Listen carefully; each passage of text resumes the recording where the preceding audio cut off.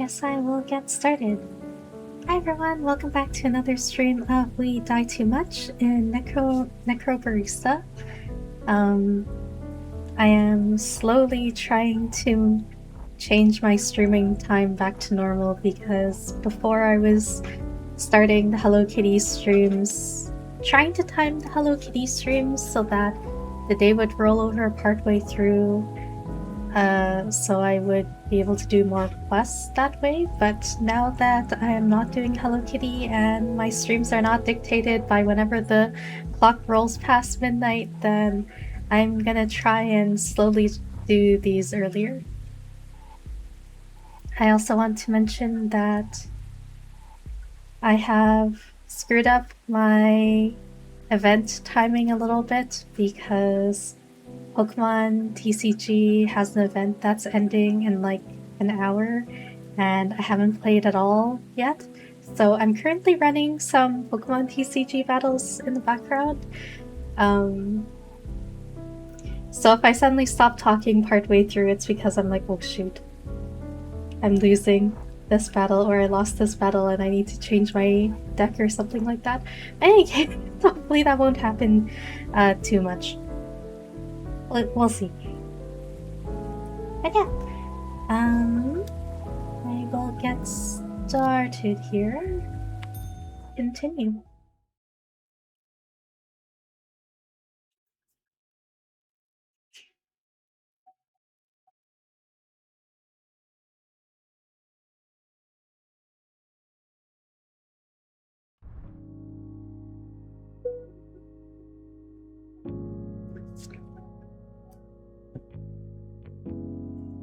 Studio mode is now available. Oh, yes, we did talk about this last time.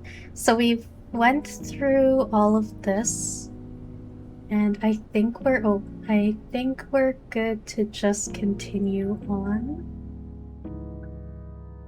We don't have access to the cellar yet, so we're gonna go over to the cafe. Yes, I want cafe.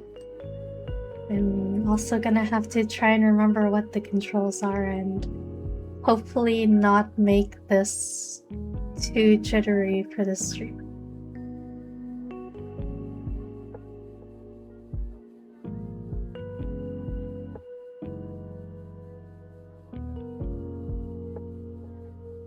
You look so happy to continue. Oh.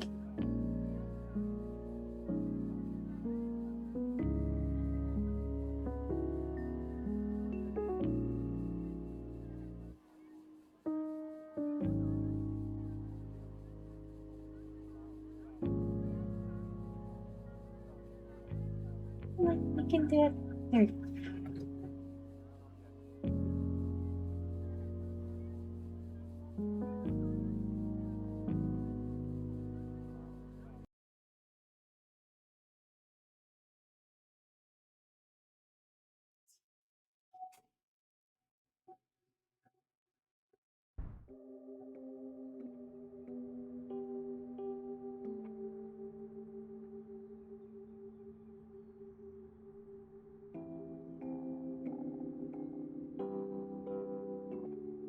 Day 2, 5 p.m. outside the terminal. Oh. You right? Yeah, I guess. Cool. Mind if I join you? Go for it. Durry? Huh? You want the durry? What's a durry? I'm sorry, Durry. Coffin nail. Cigarette. You want to smoke or no? Is that what people call those these days? Or wherever there are? Oh, right. Of course. Yeah, sure. Actually, I think they're all in Australia. Sorry, it's been a weird day.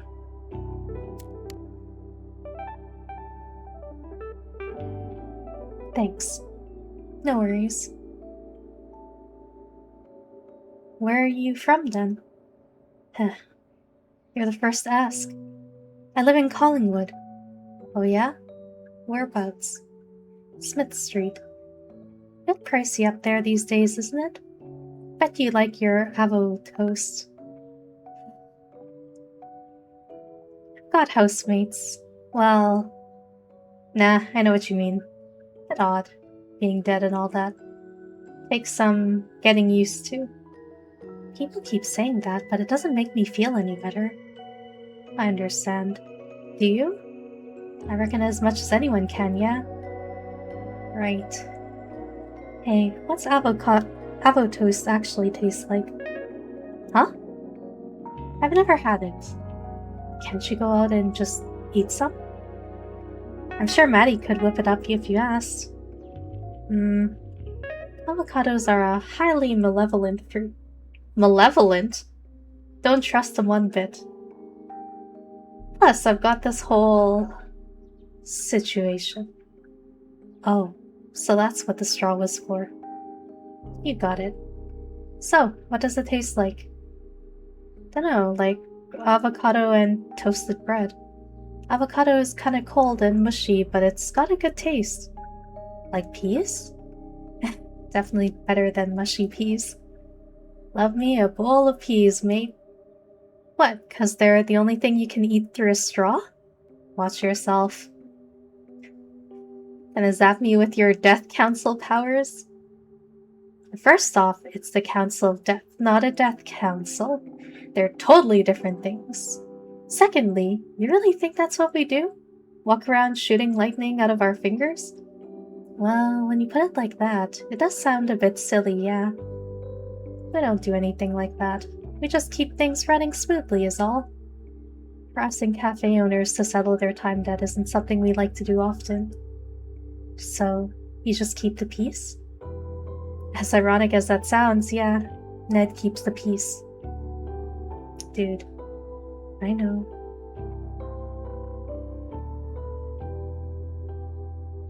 Want another? Sure.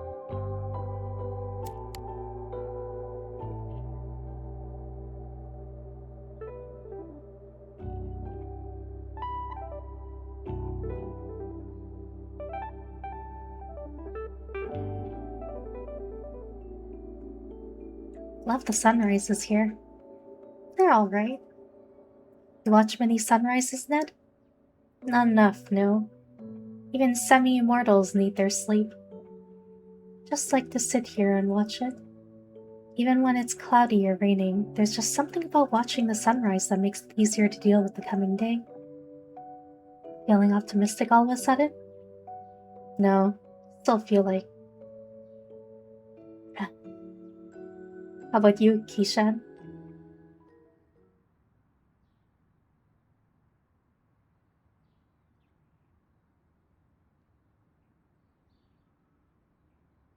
Keishan? I don't feel great. I'm still having a lot of trouble. You guys, I'm dead, and I've only got a couple hours left before I have to go, and I don't think anyone here really properly understands what it's like to see your last sunrise ever without any idea of what comes next, and that is really terrifying. And I'm never gonna see my friends or my boyfriend or my family again. I'm just gonna pass on, and I'll never know how they'll remember me or mourn me, or if I'm even gonna be remembered as a good dude who tried his best, or if I'll just be forgotten in a year.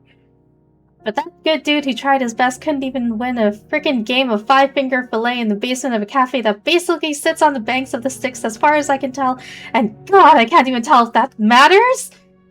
Were the stakes low? High? I can't tell. I'm so disoriented. I'm trying so desperately to feel something, but all I feel is that I'm slipping away with every second. I'm losing myself by degrees, and that's incredibly scary, and I don't know how to deal with it.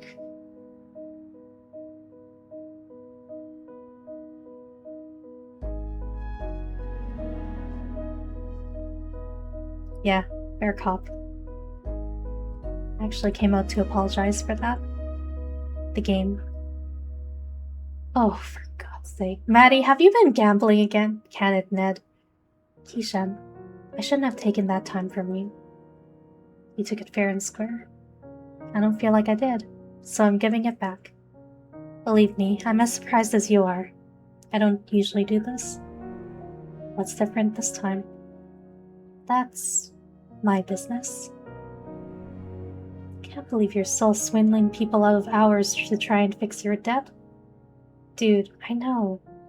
It's bloody and dignified, and it's a clear violation of the rules. I will banish you right now, my man. I thought you'd stop pulling that once you took ownership of the cafe from Che. You really think doing this is going to help you pay this debt? Yes, absolutely. And if you got any bright ideas on how to do it otherwise, I'm all ears. Should have never granted you and Che those licenses to practice. You've obviously failed to be responsible with them. You really think we wouldn't be doing it if we didn't have the licenses, Bushman? Given your history, the hypocrisy on display here is astounding. That's all behind me, and you know it. I've been working on doing some good for the past 100 years. With the council? Really? Yes. We maintain the balance. You know why that's important. Sure do. I don't need you moralizing at me from your ivory tower. Give it a rest, guys. But pulling the last day on Earth card? Quit it. Yeah, that's true. Who wants to see an argument between two people about on their last day of, well, they're already dead, I can't really say. Last day on Earth. I'll be inside. Come find me when you want those hours back, Keishan.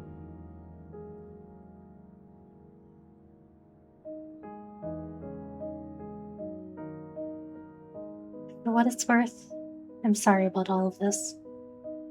I've never been to the other side. I was too afraid to leave. Walked the land for decades evading the council. That's a crime they call revenancy. Staying too long. Upsetting the balance. But in lieu of booting me straight to the next place or some sort of eternal punishment, the council offered me a job. Sorry, that's all stuff you don't care about, I suppose. It's interesting enough. Nah, I'm just filling up empty air. You should head inside and grab those hours back. Truth be told, I'm not feeling especially fond of Maddie right now. She might have been dishonest with you, but even I can tell she's at the end of her rope. And you might not be able to see it yet, but I think the people in there are fond of you. You think so? Maddie wouldn't have offered the hours back if there wasn't something different about you. Plus, that kid Ashley seems to like you, yeah? I guess. She kinda just dragged me off and got me to hold screwdrivers for her. Trust me, she thinks you're great. Go on, go inside and say hi. I've got some business to go stick my nose into anyway. Alright, catch you in a bit. Got some questions about the council.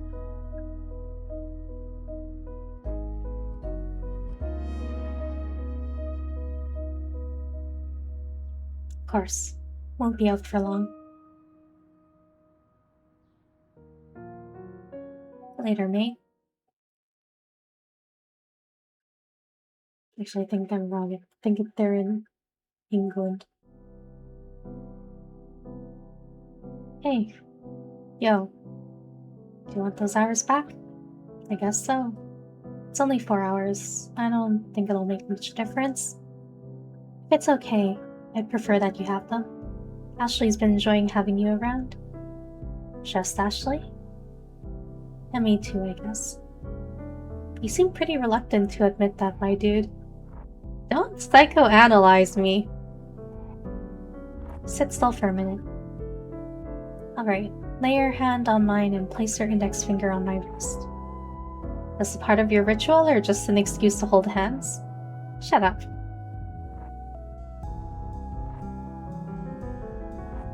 Thanks. Watch carefully and no matter what you do, don't move your hand. There's usually a binding spell I use to make sure that doesn't happen, but I've run out of the reagents required and probably don't care about that. True. Alright. Yep. I give this time freely and without coercion. As above, so below, I maintain the balance. No. I maintain the balance.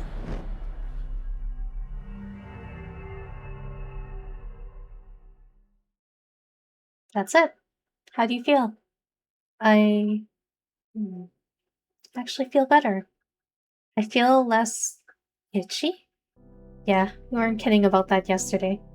As you linger, you begin to upset the balance, and as I understand, it doesn't feel good. Right. Yeah. Why does Ned get to stick around then? Does he just ignore it? The Council are a special case.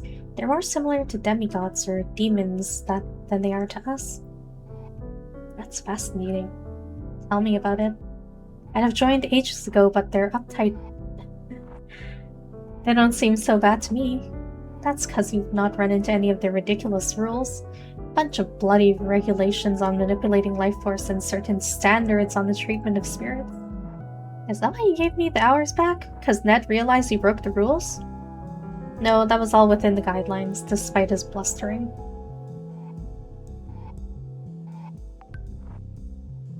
Gave them back because I felt bad. That's all. Oh, neat. So you pity me. Love that. Actually really into it. No, dude, it's not like that at all. Nah, you don't need to clarify. I get it. Seriously. Last day on Earth. Moving on. Fine. Sure. I'm sorry.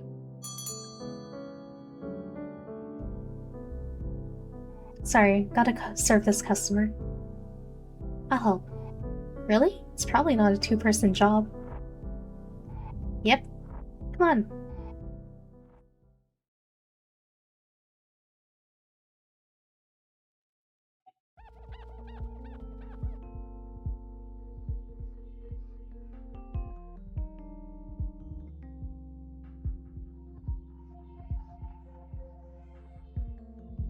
"6 p.m. Phew. Anything else that needs doing? Nah, I'm gonna take this tray of glasses into the kitchen. You can go chill for a bit. I'll take them. You need a break. Sure. Where's the kitchen? That way. You'll find it eventually. Cool. Back in a minute.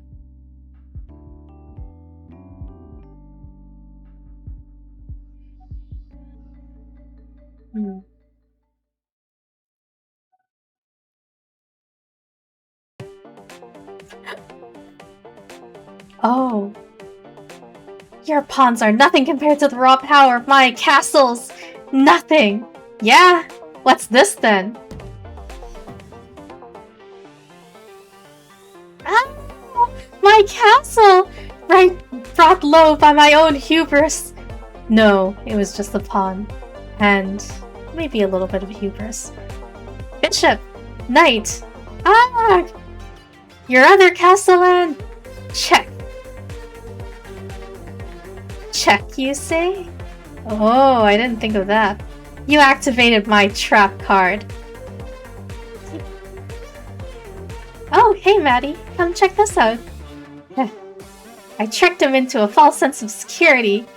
Oh man, that's embarrassing. You seriously let her outmaneuver you that hard? Yes, I'm very ashamed. I suppose the real hubris was inside me all along. I freaking love winning. I should try doing this more often. Chance win at chess? Could grow into a big winning streak, you know? You wanna play something with us? I should really head back down to the bar. There's nobody there. Come on, take a load off.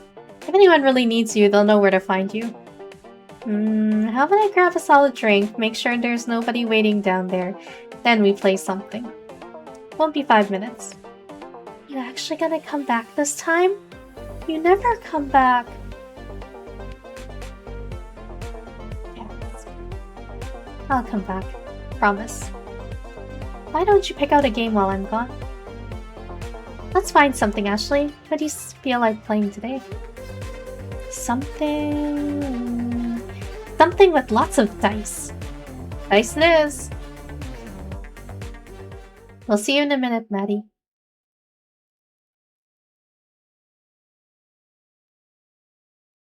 15 minutes later. Oh, she did come back. Oh, what is this?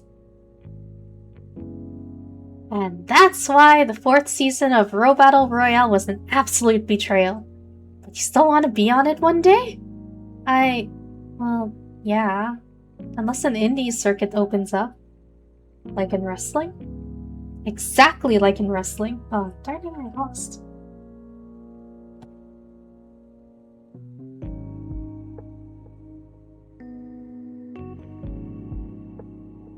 Come on, hard out the cards. You can do it. Melbourne's got a... Exactly like wrestling. Melbourne's got a local show. I want something like that. You could probably put your own local league together if you worked really hard. Perhaps you could build the robots and get people to battle them? Human-controlled bots are boring, though. I want to get more of that spirit juice and put together a bigger Ashling. How big? I think I'll start at car-sized, then move on to more of a bus-adjacent form factor. I'm sure we have enough of those to power one of those. You'd have to get Maddie to source you a large amount of it. We'd need liters of it at least. That'd be super cool. Didn't you say it was illegal though? Well, technically. But what Ned doesn't know won't hurt him. He'd lose his head if he knew half the things we were doing around here. I don't know, he seems fairly lenient with you, right? He wasn't always like that. A long time before you turned up, he nearly shut me down because I... Would you believe it's because I sheltered a criminal? Ned nearly shut you down because of that?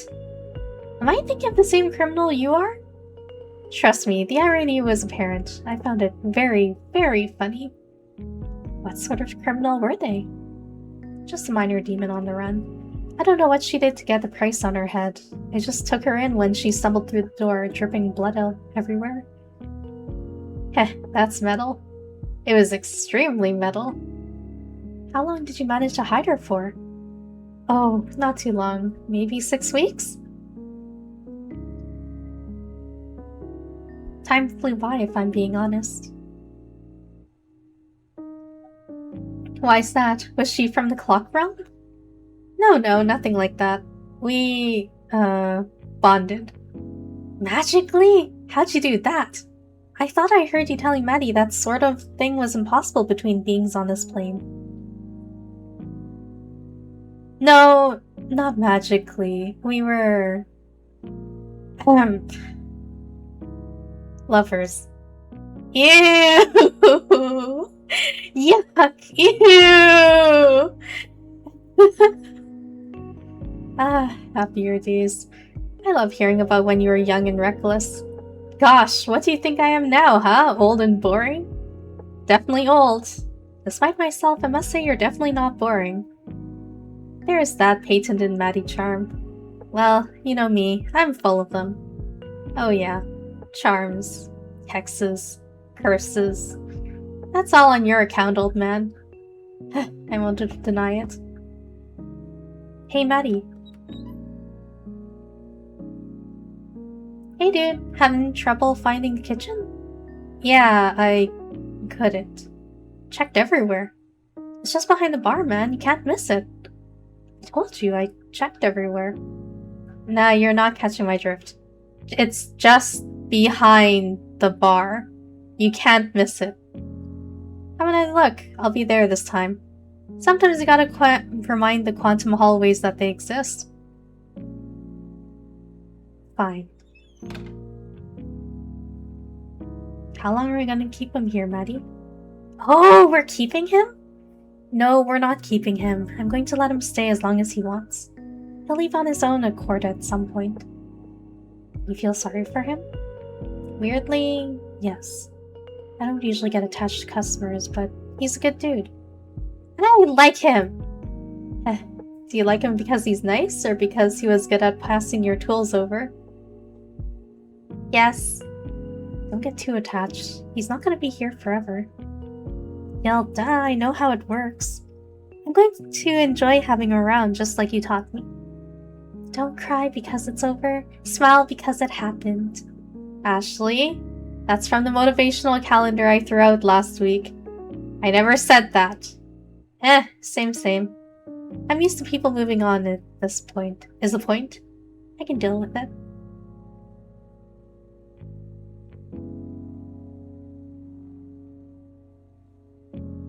Good.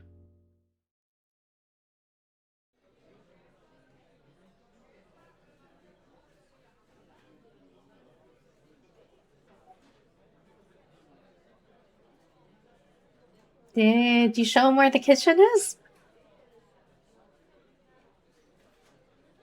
Oh, he back. Don't drop the cup on his head. Where'd your cup go? Oh!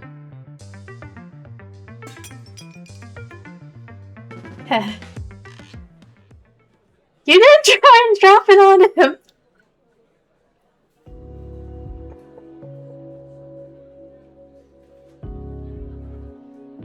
You gonna keep staring at the coffee stain or nah? Yes. Okay, whatever. What do you want from this conversation? I'm an open book as far as matters of life and death are concerned. Yeah, I don't want to. I know you probably heard this from, I don't know, 1,000 people or whatever. It's not about staying around for people or wanting to go back to my old life. As wonderful and not stressful as that sounds. Like, I'm not afraid of what lies on the other side. I don't think there's any point to worrying about it until I'm there. I just don't think I've spent enough time here. The cafe? No. All this. I guess you'd call it this plane? Roughly speaking, I suppose so. I want to know what you did to be able to stay. Sure. Did Maddie give you those hours back? Yeah. Why? Well, that's a way. You can just find enough hours to stay as a spirit, half there, half gone. But it's a wretched existence. I wouldn't want to live like that. How would you find the hours, though? There's only so many you can get from consenting beings, right? Psychology of gambling aside, you're right, yes. So the question is, how do you do that? How do you create life from nothing? Oh, hi Ming! Hi Dino! I'm guessing it's Dino. Something about a motivational calendar. Yes, it's Dino, okay. It's usually Dino that uses it, but TGL does use it on occasion and then it throws everyone off. But yeah, what happened was Ned and Kishan did some bonding. Maddie gave Kishan his hours back. There was more bonding between Maddie, Che, and Ashley, and they were playing a game together. Kishan got lost trying to find the kitchen. I don't actually know if he found the kitchen in the end. And Maddie then threw a cup at Ned when he walked through the door.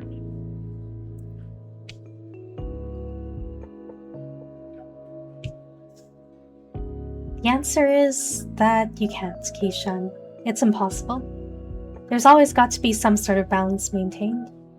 Everyone who learns to manipulate the fundamental life forces understands that, no matter whether they're doing good or bad things with their skills. Here's the thing though, you don't need both parties to agree. It's just a social nicety, something that separates us from, well, people who don't do that. That's where the idea of vampires came from, for example. They're not special or anything, they're just... Oh, I see. Anyway, if you can take life force from people, you can also drain it from animals or plants. But in this business, there's a lot we don't or can't understand. One of those things we can't understand is why life force from animals and plants is tainted. Feels gross. If it didn't, everyone would take it, consequences be... But how are you feeling today, before Maddie took those hours back? I felt like I was slipping away. Like, my mind was really foggy. It was really hard to think or put sentences together. Nobody really noticed, though. Typical. No one noticed because you went on a really long rant about how this was your last day on Earth, and no one understood you. Imagine that, but 10 times worse. You're foggy, but there's also something fundamentally wrong. Like you're a collection of puzzle pieces that don't quite fit together. Like an engine that's running out of oil.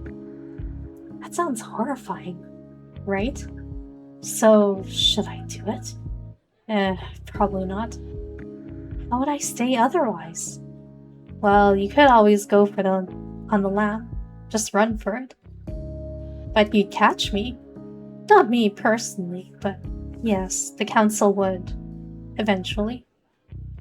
And that's it? That's my only option? Perhaps. Depends on how you feel about bonding your soul for eternity to a fundamentally neutral arbiter of justice. I have no strong feelings about it one way or another. Smartass. Would you regret it if you stayed here forever instead of moving on? I don't know. I guess that'd be up to me, right? How do you mean? In the end, how I feel about taking a big branch in my life is just a matter of how I frame it. I can focus on what I'll regret, sure, but it's not a useful way to spend my time. If I focus on the future, on everything that's in the possibility space instead of outside of it, that's probably better for me, yeah? Sure. You don't sound convinced. I'm just ambivalent on it. I try not to think about anything too hard these days. But if you're willing to accept eternal bondage with the council, I can keep you here. It's not easy work, though. You have to act in the best interest of the system, not its individual parts. Bureaucracy at its finest. How did you learn to deal with it? Just took some time. When you're used to it, you learn not to think too hard about what you're doing. Darn it, I lost again. So quick recap from earlier in this stream. I wasn't paying attention to the Pokemon TCG event, and it's gonna end in like half an hour, so I'm currently running auto battle in the background while I'm playing. If I randomly need to pause, it's because I'm trying to start another battle because I lost or won or whatever, but yeah. In any case, just lost. You can do it! You can do it!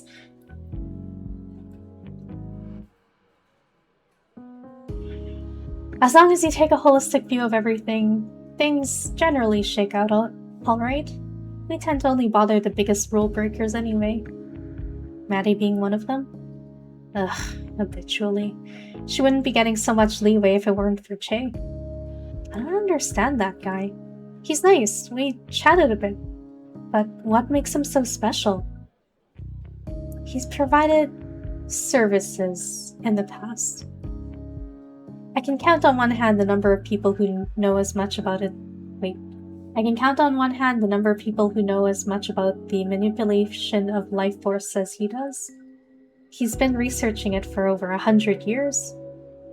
No way, he's that old? He looks like 60 max. Yep, much older than that. Wild. We're getting sidetracked though. How do you feel about joining council? I don't hand out offers willy-nilly, you know? I'm interested, but can I have some time to think about it? How much time do you have? You've been out for nearly 25 hours.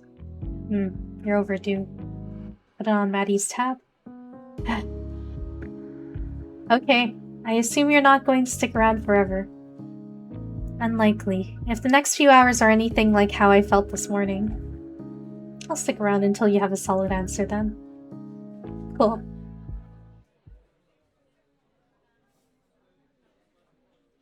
Wanna get drunk? We're already drinking, mate. Nah, Che told me about something pretty special he's got behind the bar. Unless it's something really special, he's probably offered me some. And even then. So you've tried the bottled soul? You pulling my leg? Nope. You've gotta be mistaken. You haven't seen it in person, have you? Yeah, I actually have seen it.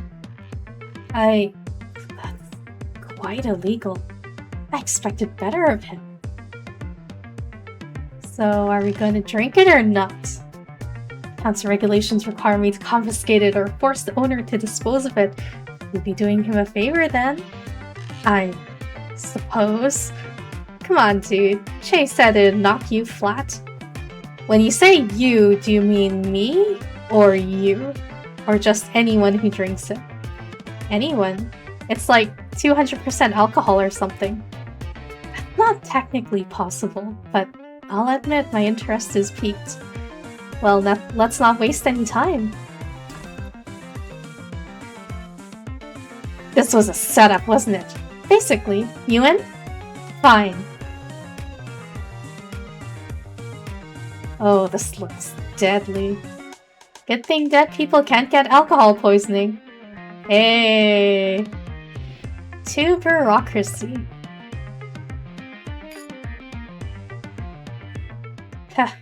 To bureaucracy. They're getting along so well.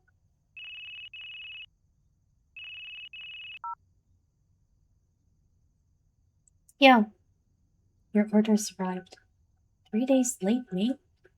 It got held up by a mutual acquaintance of ours. Ah, that explains why he's in my hair. I'll be there in half an hour.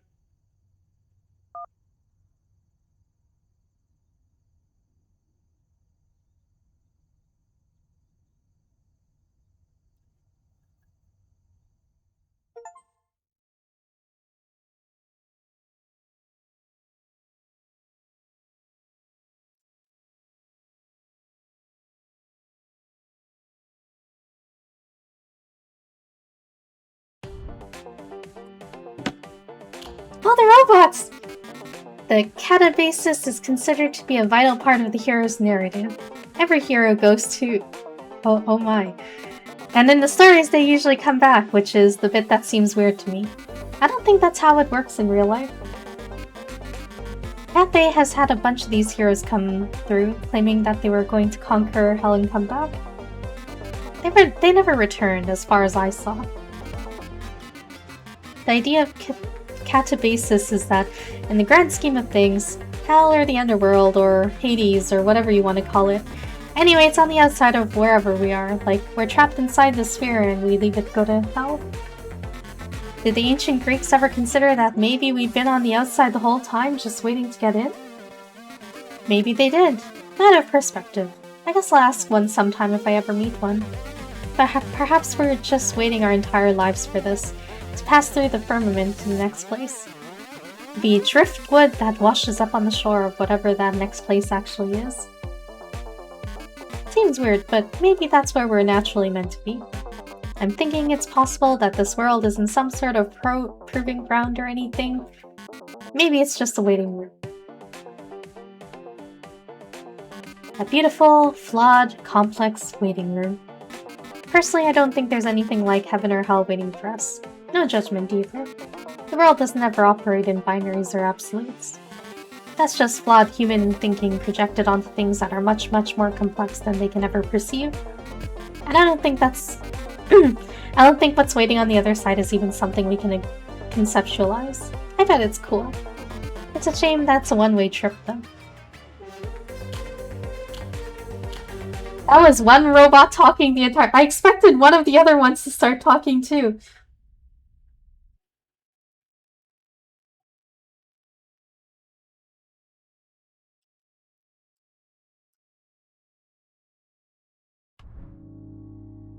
I don't blame you. Maybe one day soon I'll be able to stop blaming myself too. Oh, you can now speak to Tuan and Hana to experience the side story Walking to the Sky. Who are they?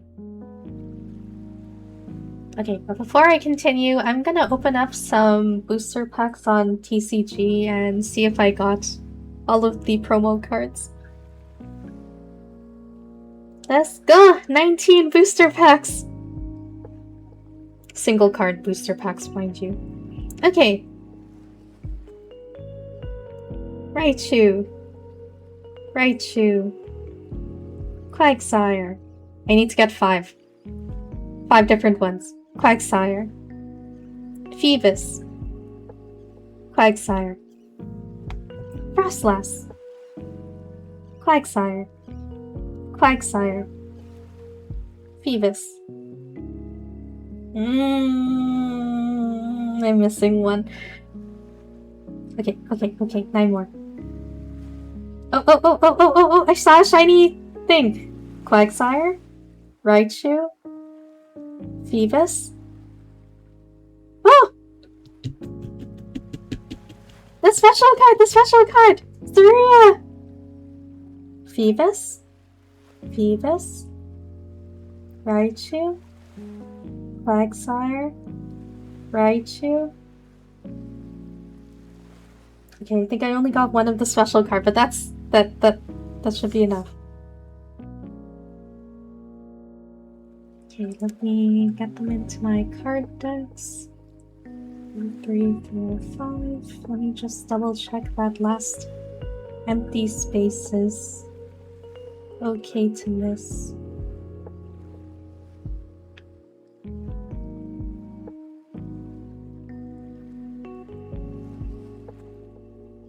This one is remission. Yep, I think I'm good. I can stop running auto battle in the background now.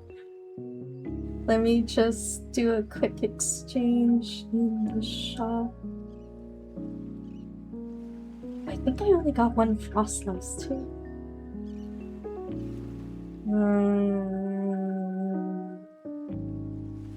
Maybe I should play another few rounds. How many hourglasses do I have to restock for battle?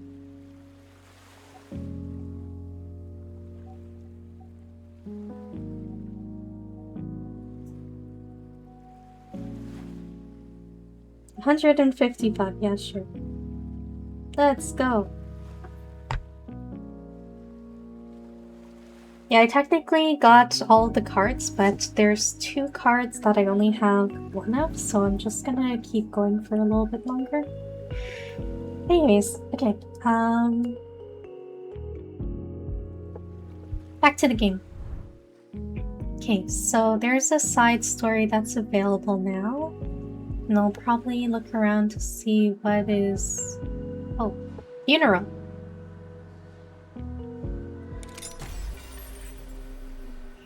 I've been thinking, said Kishan. Uh-oh, said Maddie. About the people that I've left behind, said Kishan. Well, I'm not going to see any of them again. One of them could be about to walk through that door, said Maddie. Don't haunt me with possibilities, said Kishan. You brought it up. Yeah, well, he slumped over in a funk. Death is a real finality to it, you know?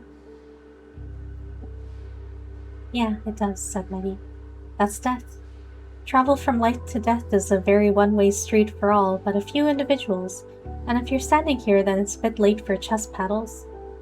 I guess I'm thinking more about the fact that I'm not going to see any of my old friends again. Not as long as they're alive, anyway. That does tend to be how death works, said Maddie. I hope you're not surprised. Not surprised, said Kishan. But also, I wouldn't have been surprised if that wasn't the case, you know? Like, I'm pretty sure that at least one occasion I've threatened people by saying, I will haunt you, and now that's never going to happen. Pity, said Maddie. It could have been someone's grudge ghost film. Guess that one's confined to the annals of Japanese horror cinema. Hey, said Kishan. I was wondering, do you think there's any way for me to see what's going on at my funeral? Don't, said Maddie. Alright, said Kishan. I just thought, you know, it's kind of everyone's fantasy, right? To see what people have to say about them after they've passed. Wouldn't you want to see what was going on at your funeral? I think it's none of your business what goes on at your funeral, said Maddie. Really? Said Kishan. I mean, I think it's pretty common for people to plan their own funerals. At least if they go late enough that they can see it coming. You know, I'd like to have my brother deliver a eulogy. Don't let them play any Barry Manilow songs, that sort of thing. Maddie blinked. You have a problem with Barry Manilow? No, I have no particular opinion on the man or his music, said Kishan. But all people who are old enough to be planning their own funerals do. You can make your own plans, but whatever unfolds at the funeral is up to those who attend it. Kishan blinked. What about the wishes of the dead? I thought you'd have a bit more sympathy for their interests, considering how often you interact with them. I care plenty about the dead, said Maddie. You're asking about funerals. Funerals are for the living, my friend. Kishan opened his mouth to respond, but cut himself short. Never thought about it that way. I'm not sure what to say. If you're short on words but high on energy, you can expend some of that. Oh, darn it.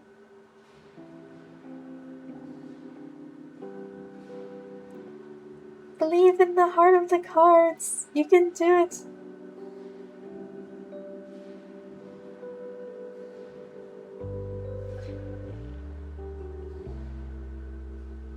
If you're short on words but high on energy, you can expend some of that energy by carrying this box upstairs, said Maddie, gently kicking a large cardboard box that was resting underneath the counter.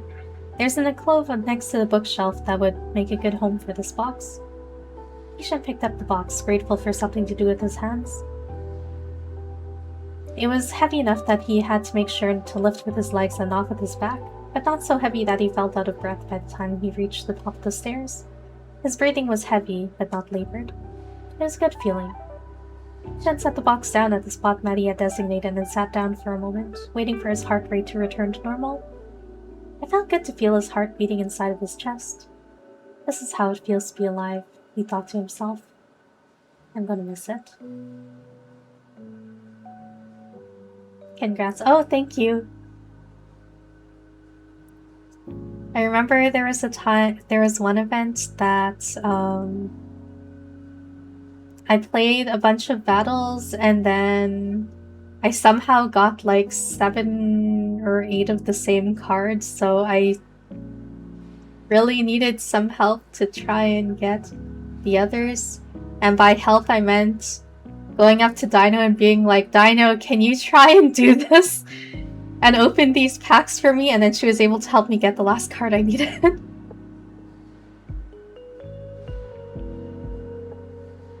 Where's Beth? Why does this sound so familiar?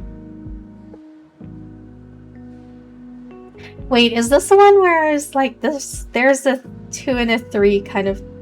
There's a 3, but not a 1 and 2 yet. I did? Yeah, you did! You saved my Pokemon TCG binder by helping me get the missing card.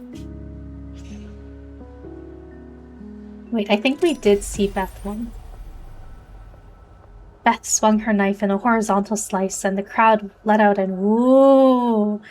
Not too loud, she said. Her eyes were fixed on Kyle, but she was speaking to the crowd. Last thing we want is someone coming down here investigating a noise complaint. Oh yeah, we did see Beth one. She heard a few grumbles in the crowd, but they quieted themselves. Everyone understood her meaning. Playing with real knives in this manner was the kind of thing that was strictly verboten, and no one wanted to be on the wrong side of Maddie's bad mood. Even those who didn't fear death quaked in their boots a bit at the prospect of Maddie's wrath. She made a few more horizontal slices with her blade, cutting the air. It was the kind of thing people did to warm up the crowd, but Beth was unconcerned with what people thought about how she fought. Her movements with the knife were the only practice she was going to get with this knife, and she did her best to memorize the feel of the blade as it cut through the air. It was a terrible knife for a fight like this. A serrated edge. It was designed for ripping and tearing cooked meat that stood still on a plate, not fresh meat that was attached to a body prepared to evade its cuts. This was an entirely different kind of knife fight than the one before.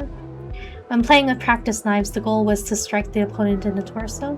When playing with live knives, the common etiquette dictated that stabs to the softer parts of the torso, like the chest or stomach, stabs that were most likely to be immediately fatal to a normal person, were strictly against the rules. In this battle, the goal was simply to draw blood. Cut to the arm or leg would do. Cal was the first to make a move. He tried to fade to the right before hopping back to his left foot and swinging at her, but he made such an obvious show of telegraphing the attack that Beth had stepped out of his way well before his attack came. Cal grinned. Guess I'm not going to outsmart you.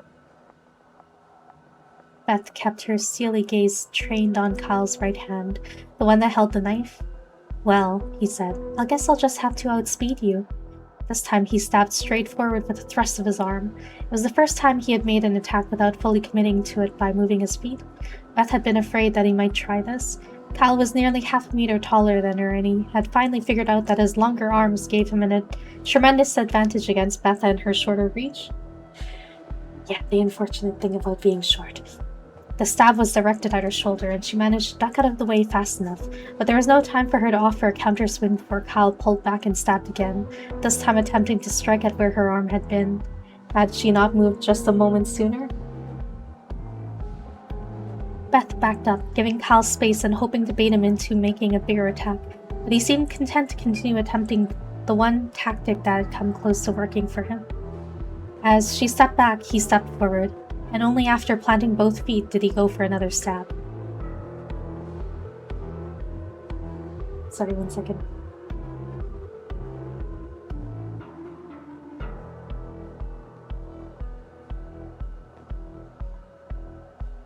I don't think I can do 4 battles in 15 minutes.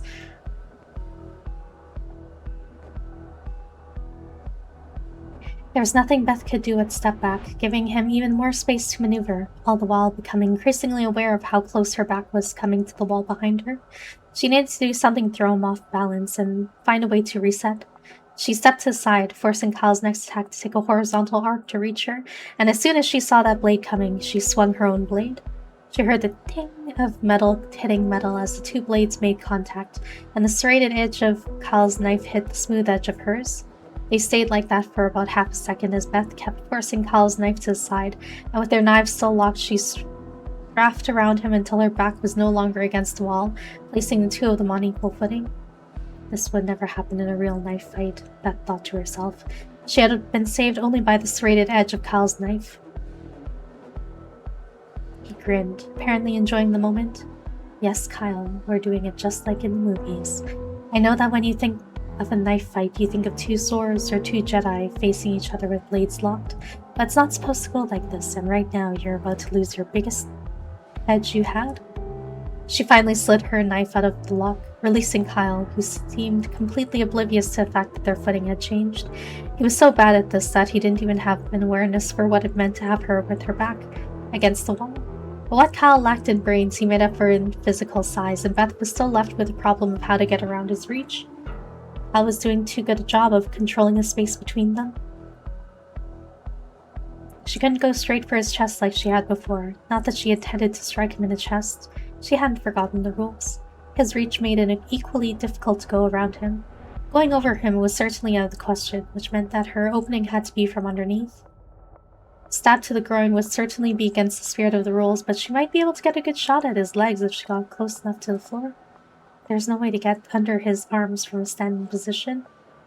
If she was going to attempt a leg stripe, she would have to commit to it.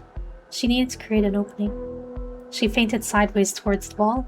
Unlike Kyle's attempt at a feint, Beth's move to the left served the dual function of placing her weight in a perfect position to push off her left foot, moving right when Kyle moved left. She made as if to swing at him from the right, which prompted Kyle to stab in that direction, and with his body moving left and his arm moving right, the reach of his arm was effectively reduced. Reduced enough for her to slide under it? There was only one way to find out. She bent her knees, falling forward like a sprinter, leaning forward on the starting blocks. There it was. He was twisted to the right, reflexively trying to kick at her, allowing her to lunge forward and place her knife directly in the path of his swinging leg. He was grunting. Whoa! He let out a panicked yelp. No, he wasn't twisting, he was falling, and with the way her knife was pointing up, it was positioned to anchor itself directly into his belly if he fell on top of her. She reflexively tossed the knife aside, hearing it clatter to the floor as Kyle's weight came on top of her. His tumbling knee struck her directly below the chest, and she felt herself falling back, her head falling to the floor, until the moment she felt the impact of the ground on the back of her head and everything went black. Ah! I guess we don't get to find out what happened to Beth next. Okay.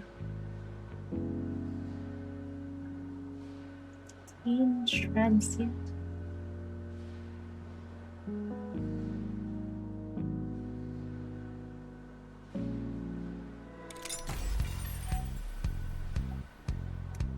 Teenage boy approached the counter, shoulders slumped forward, head down, eyes on the ground up until the moment he looked up to order a drink.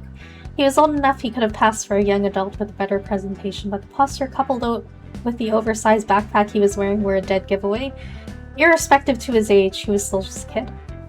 Can I get a Coke? An order befitting a child. Yeah, I think we can manage that, said Maddie. Think fast, said Che. Maddie turned around just in time to see an aluminum can hurtling towards her. She almost caught it. The can rolled back towards Che, who scooped it off the floor. He hesitated a moment before setting it on the counter. No ice, right? Said Che. The boy nodded. No, or yeah. Yes to no ice. Che cracked open the can and poured it into a waiting glass, which he then slid down the counter, pushing it gently enough that it came to a rest in front of the teenage boy. The boy grabbed the glass. Thanks, he said. Did it not explode? I thought it landed on the floor and rolled away. Where's the back button on this? Oh, shoot. Go back. I didn't mean to exit out of it.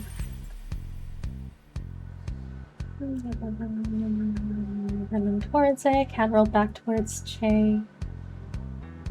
She almost caught it, which means she didn't caught it, which means it technically fell. The cold can rolled back towards Che. Yeah, I'm surprised it didn't explode, but okay. The boy grabbed the glass. Thanks, he said. He glanced around the room. If you're looking for a place to sit, there should be plenty of seats upstairs. The boy nodded and headed for the stairs, drink in hand. Plenty of seats down here too, said Maddie, turning to Che. Yeah, said Che, but I think upstairs is more Tuan's pace. Did you just call him? Tuan, said Che. People have names, you know. That's a problem with having regulars, said Maddie. People expect you to remember their names. Though, now that I think about it, Tuan probably wouldn't mind finding out that you don't know his name. Can't have your name on Maddie's if she doesn't know it.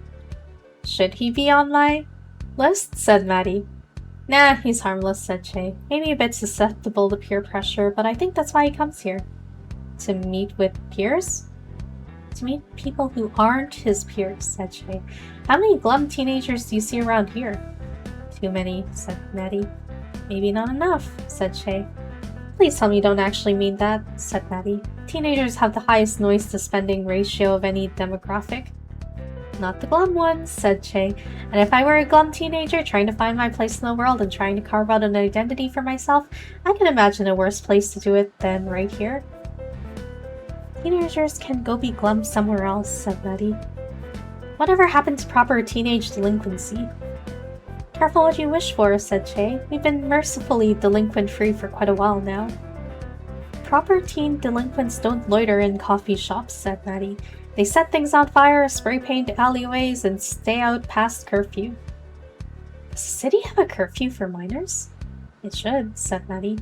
Teens need to be able to break rules, and all the better if committing acts of vandalism at 11 p.m. gives them a 2-for-1. Maybe they should avoid delinquency and just stick to general mischief, said Che. Oh no, said Maddie. We already have plenty of mischief around here, ever since Ashley set up shop. Got it, said Che. Next time I see Tuan, I'll tell him he needs to be committing more crimes. What do you do if he actually takes your advice? He won't, said Che. Peer pressure only works if it's from a peer. Someone from my age telling him he'll be cool if he starts swiping liquor won't do much to assure him that becoming a thief is a ticket to popularity and acceptance. So find another teenager to tell him. I'll keep my eye out, said Che. Wait, is that what the side story is gonna be about?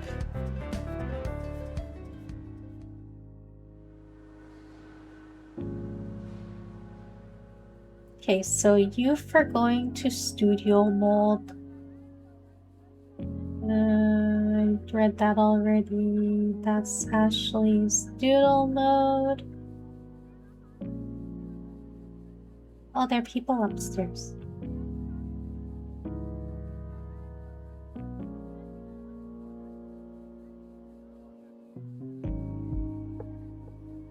Crucible product reviews, we saw this last time. Thinking about alchemy, I think we saw this already. Lamington recipe. I definitely saw that one, and I was like, what the heck is a Lamington? I think I've lost sight of what on earth a Lamington is. Let's go upstairs. Oh yes, this is the side story they were talking about. That's billiards. Yeah, I think that's the new side story.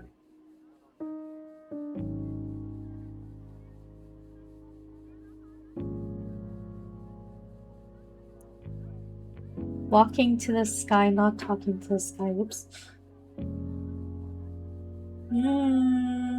Yeah, I definitely don't have time to do another battle before the day rolls over.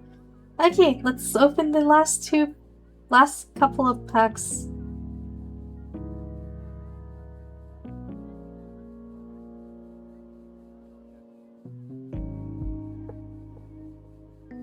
Oh, 3 packs. Okay.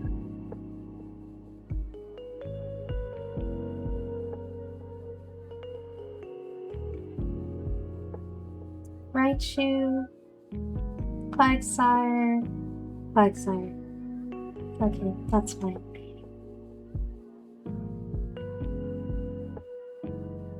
I tried. Let's see, which one of you do I want to get a double?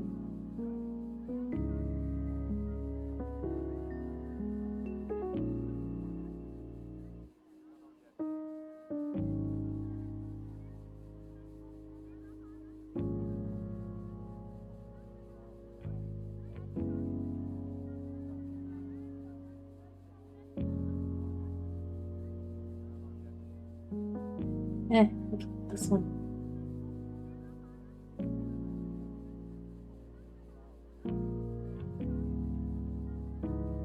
Okay, I'm done TCG.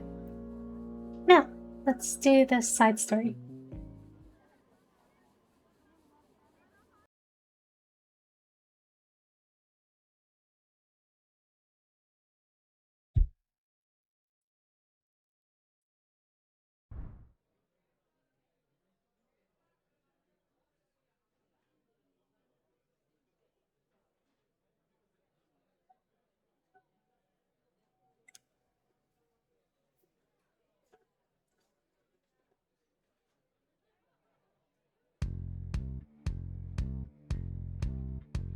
Robot.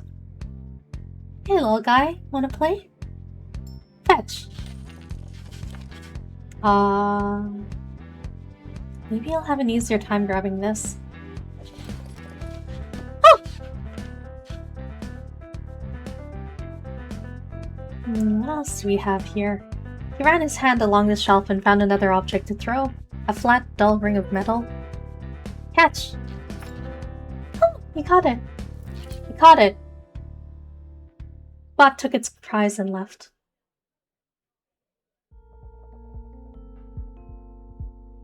Oh! Hey. She quickly broke eye contact and her eyes started scanning the floor as if she was looking for something.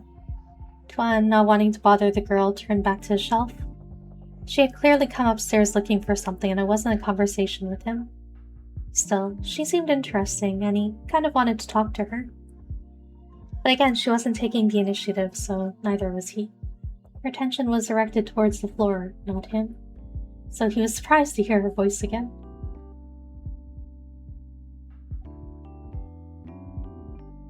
Hey. Yeah?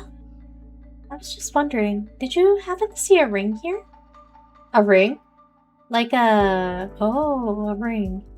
Yeah, I'm pretty sure I took it off and left it here somewhere. No, I don't think I remember seeing a ring that looked like that. She hadn't actually described the ring to him, he realized. Are you sure? It's just a simple metal band, no fancy etchings or anything. A metal band? Not like a Metallica kind of metal band, but you know, like a piece of jewelry. Tuan expressed an urge to get into a, well actually, argument about heavy rock versus metal and which side of the divide Metallica fell on. You mean, just a metal ring? Yeah, I'm looking for a metal ring that looks like a metal ring. Like a washer, right? But smooth? I guess? Tuan's blood ran cold as he recalled the object he'd happily surrendered to the robot just minutes earlier. Yeah, I think I saw something like that. There was, little bot up here playing with some metal objects just before. One of them looked kind of like a ring. Oh, great. Is it? Oh, you don't need to. It's no problem. I could swear it was right around here. It wasn't. Sorry, I think I might have run off with it. Oh, you don't need to apologize. I mean, it's not like it was your fault, right? Yeah!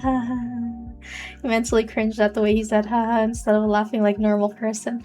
Well, thanks for checking. I'm gonna see if I can find that bot.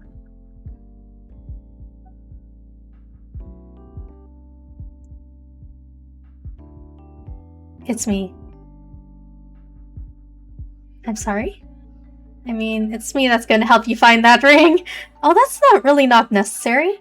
Tuan couldn't tell whether she simply didn't want to impose or whether she really thought she didn't need his help. He decided to shoot a shot. I've got nothing better to do, and I know this place pretty well. You're new here, right? Let me lend you my limited knowledge of how this cafe is laid out. If it's not an imposition, I'm happy to help. To be honest, she was imposing a little. And again, the situation was mostly his fault. Well, cool. I appreciate it. I don't think I got your name, by the way. I'm Tuan. I'm Hannah. Ah. Time to go find that bot with the ring.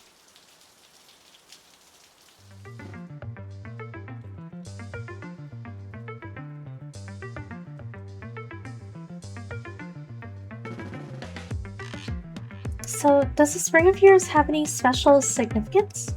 Special gifts? Some kind of sentimental value? You hoped it wasn't. It's kind of a reminder of who I used to be. Kind of a reminder of who oh, back when I was going through my whole goth phase. I used to wear 10 rings every day, if you can believe it. Now I just have one. Hang on, goth phase? Yeah, you know, goth rings. It didn't last long though. Turns out full goth is super expensive. Guess I was drawn to the idea of back when I had a brief obsession with death. I also wrote a lot of really bad poetry. Pretty cringe, right? That's not that cringe. Can't judge a person by their poetry. And I was never a goth, but I've been to a few emo concerts in my time. Sure, but do you go to emo concerts? But you go to emo concerts, so I'm not sure you're a good judge of what's cringe or not. I mean, the lion's share of bad poetry is definitely written by teenagers. Speaking from experience, eh? Got any old Tumblr blogs I can look up? Bet you reblog some real deep MCR gift sets. Oh, don't worry, I'm not actually going to try and find it. You got plenty of chances to embarrass yourself in real life. Keep the shameful posting hidden. Burn it if you must. I just don't think it's a bad thing to have written terrible poetry. The whole trying to find beauty in death thing feels pretty childish looking back. My emotions were turned up to 11 thanks to puberty. But I think there's more to it than that. I remember how it felt, becoming an adult but not being treated like one, still stuck in the kid-friendly version of life. If you live out in the suburbs, everything is so sanitized, it feels fake, and teens run in the opposite direction of what's fake. We embrace the darkest things we can find, which tends to be death. I guess as teenagers, we don't usually have to confront death. Fun kept his voice low out of respect for the other patrons. He knew enough about the cafe to understand that not everyone was here to have deep conversations about death. Maybe not most. I guess you can say an exception. You want to ask a question, don't you? But you're not sure if you're allowed. That's a big assumption. Am I wrong? I'll take that as a yes. And I'll take your continued silence as further confirmation. Hey, you're not wrong. I just don't want to make you uncomfortable. Feelings mutual. You're not sure you're allowed to ask, and I'm not sure I'm allowed to tell. You're definitely allowed to tell. Sorry, I don't mean to sound pushy. You don't have to tell me if you don't want to. You don't have to treat it like a question that needs answering. Not a question, more an invitation. Right. My mom was diagnosed with leukemia when I was 13. My father typically vanished as soon as he found out. I spent the next year dealing with crippling abandonment issues, not to mention the constant dread. There's more to this story, Tuan could tell. But this was Hannah's story to share, if she wanted.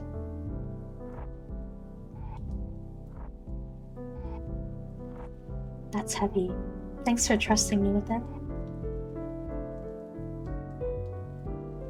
It was a dark time. But that stuff's all buried in the past now, never to be seen by anyone else ever again. Unless you count my old Tumblr, which I forgot the password to, so I guess that'll be out there forever, a monument to my shame. I think you can send a takedown request. The site has to honor it. They send a message to a blog, and if it doesn't respond, away it goes. I wasn't really looking for a solution to that problem, but your advice sounds pretty useful, actually. I might give it a shot. I'm really good at offering unsolicited assistance. For example, one time this girl came to me looking for a missing ring and I told her I'd help her find it. Wow, cool. I hope the story ends with you actually helping her find it.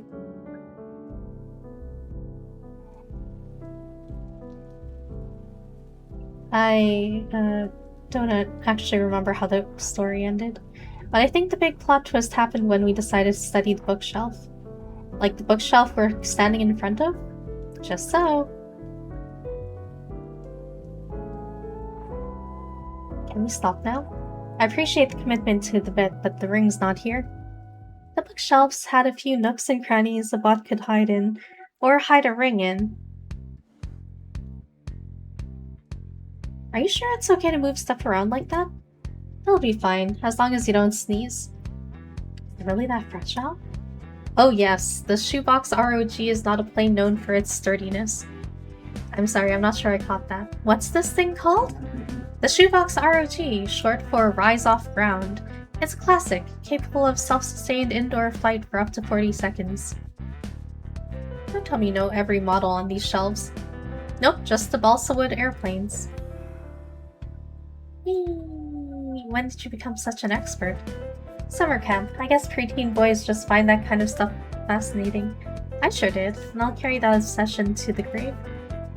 And there I was, worried I'd missed out on something important by never going to summer camp. Actually, kind of did. I'm sure that the physics of a rubber band-powered airplane...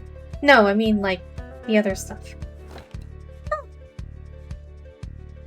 I'm not a big fan of archery or netball either. You really think people remember summer camp because they got to play with bows and arrows? I'd remember it if I got to play with bows and arrows! I always figured learning how to fish or shoot an arrow was meant to be some kind of delightful experience. Sadly, it's something I never got to enjoy. Bows and arrows are probably the least interesting part of the archery station. Fun part is going to the archery station during your free time and running into a friend and saying, "Hey, I haven't seen you since breakfast." Breakfast is a really important part of the summer camp experience, huh? Well, yeah, it kind of is. We're all sharing breakfast at the same time in the same hall. You get to see everyone. To think, I could have been inviting my friends to breakfast this whole time. If only we'd arranged to meet at an archery station. The arranging is the part that misses the magic. It's, you know, serendipity. That's the good bit. Right, so you go to summer camp to have serendipitous encounters with your friends? No, I didn't know anyone the first time I went. And how did you serendipitously encounter all these friends? You gotta just make friends while you're there. Sounds like hard work, starting from square one. Actually, it's not. Crammed all together at summer camp, you fall into friendships like it's natural.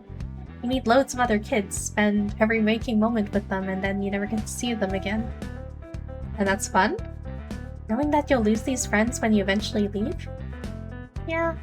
When you've only got a little time together, you really go all out on making the most of that time.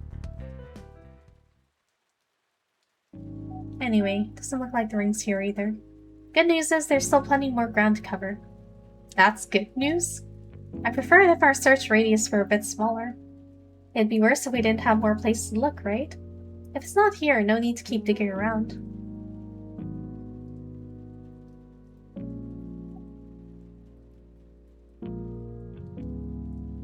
You're the first person I've met who seems to be good in expiring relationships.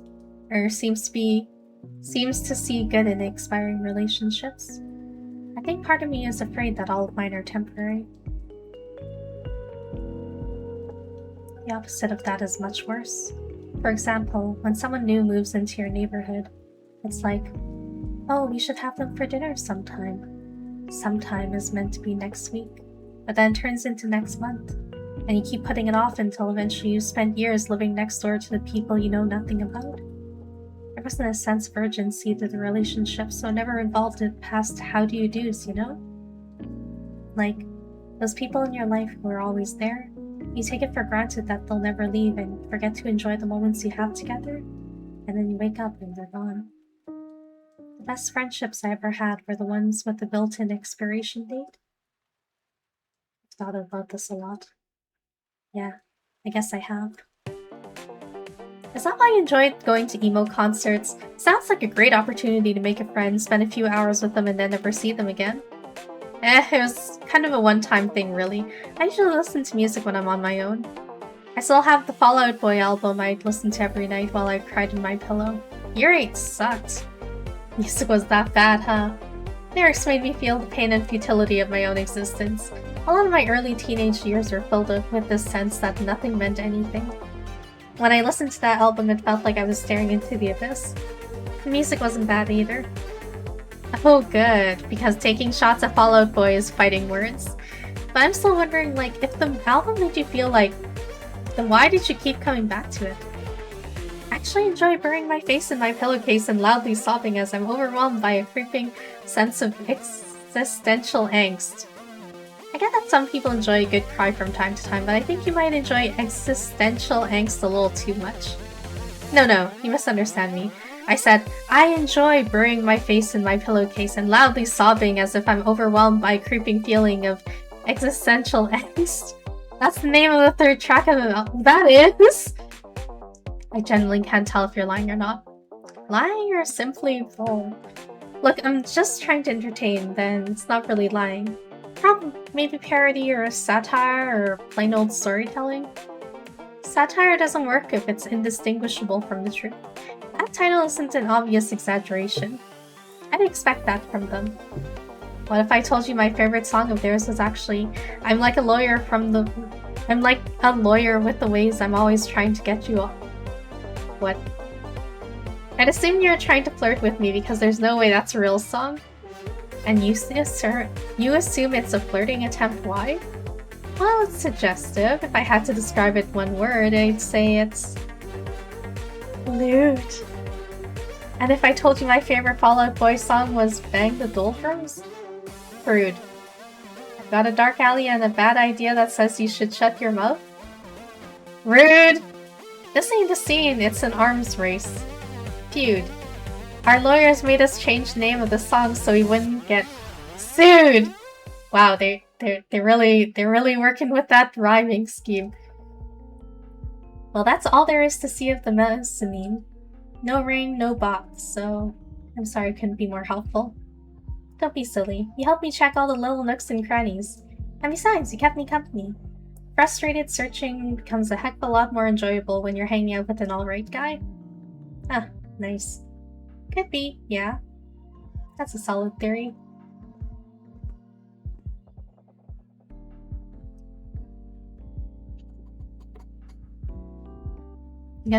Are you gonna come with, or are we done looking for that now? What if we... and hear me out here. What if we did not do that and just looked up from here instead? I've done enough walking for now. You wanna sit down? Nah, sitting's overrated. I'm really into leaning against things. It's the new hip thing. You're terrible. Yeah, this place is pretty cool. That's alright. Interesting crowd down there, all types. Which of course means we've got that one guy sporting the blazer hoodie combo. Like, hey, look at me, I'm so cool, but also super chill. Wow, you're one of those guys, huh? Oh, I'm sorry, did I just dunk on your fashion paramour? Nah, those kinds of guys can be real douchebags. What if he wasn't? He wouldn't be wearing the blazer hoodie combo? Oh no, the blazer hoodie combo is something he has a deep sentimental attachment to. His father left when he was young, leaving him only his grandfather to look up to as a father figure. When his grandfather tragically passed, Blazer Hoodie's older brother took that place. He loved his older brother, who ran track and was the coolest jock in town. The blazer was all he had left of his grandfather, and the hoodie was his brother's last gift before heading interstate for uni. But his brother was killed in what? Sudden car compactor accident that winter and he never came home from uni. So whenever our boy finds himself feeling lonely, he puts on his grandpa's blazer and his brother's hoodie, and he goes out to drink to their memory. Have you been waiting to use that this whole time? Nah, I just like to think about people's inner lives. That's what I do on the tram. When everyone else is buried in their phones, I'm people watching. Dang. The only way I can get myself out of the house is by telling myself, nobody's watching, nobody cares, they're all in their own little world. And you? You have ruined my day, you brigand. I'll never walk free again. They don't see you. They see whatever they want to project onto you. That guy down there? Maybe he is just a douchebag. We all have our theories. And those reveal more about us than anyone else, don't you think? I have never thought a day in my life, and I don't intend on starting now. Clearly. Look, it's easy to play on stereotypes saying, that guy dresses like a wanker. But where's the fun in that? People aren't always what they seem. I like coming up with dark and macabre backstories just to work stuff. Darker than the one you just told? Yeah, but don't worry about it. Come on, you wanna. No, I'm not going to. Sorry, it's one of my rules. Some people find healing in sharing dark thoughts. But I don't think I'm great at gauging what's good for me when sharing. I end up oversharing and then I spiral and spiral until I'm in a bad place. So no stories for tonight. Are you wondering if you're allowed to tell? Because I think we're at the point where you shouldn't have to wait for me to ask. My role isn't to protect the audience, it's to protect me. And buddy, we're still at the point where there are still questions I'm not going to answer.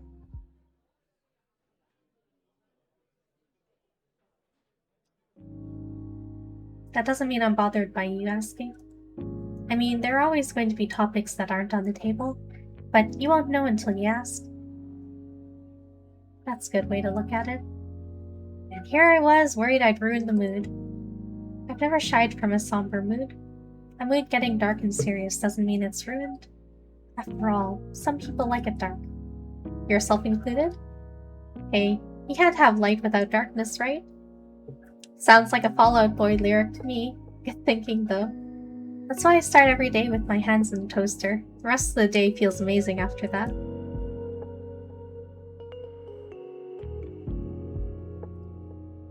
I grew up north of Brisbane. Do you know what the weather is like there?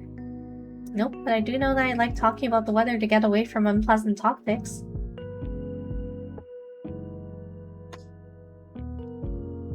It's downright tropical. Not a bad day in sight. Good weather, all year round. Stormy days don't exist for the purposes of this conversation, but some days it would be bloody gorgeous out and I'd go for a walk and see nobody out. It's just a total ghost town. Sounds like a lame place to live. Yeah, kinda. Thing is, without bad weather, there are no good days. Every day is the same. It's boring. But here in Melbourne, nobody squanders a good day. After winter, we're clawing at the walls for a hint of sunshine. And that's your first case for dark and melancholy conversation. I mean, if everything's at a 10, it might as well be at a 1. There's no scale. I think I'd be perfectly fine if I only ever saw the happy parts. It's a contradiction, isn't it? People most obsessed with finding happiness always seem to be the most unhappy. Well, duh. They're so obsessed with pursuing happiness because they themselves don't have it. The opposite of happy isn't sad. I think it's emptiness, or a general lack of feeling. You know, comfortably numb. Like, clinical depression isn't just about being miserable all the time. You're not in a constant state of sadness, more like a constant state of nothing. Speaking from experience? That's a personal question. And I was hoping for a personal answer.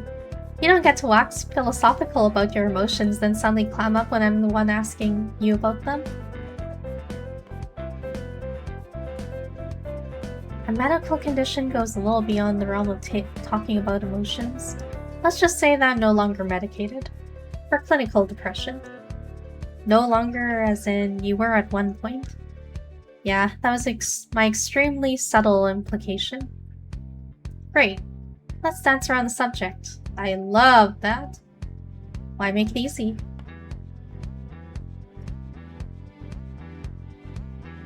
You really love talking, huh? Is that a complaint? No, not at all. It's just, you don't come across as quite so outgoing. I wasn't always. What you're seeing are the results of an extensive self-inflicted deprogramming effort.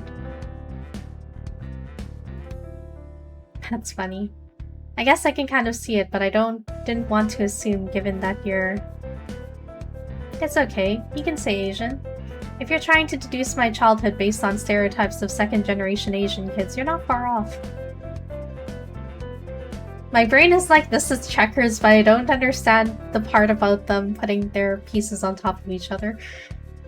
Growing up in a household where being well-behaved was synonymous with being quiet and out of the way, you tend to end up pretty meek.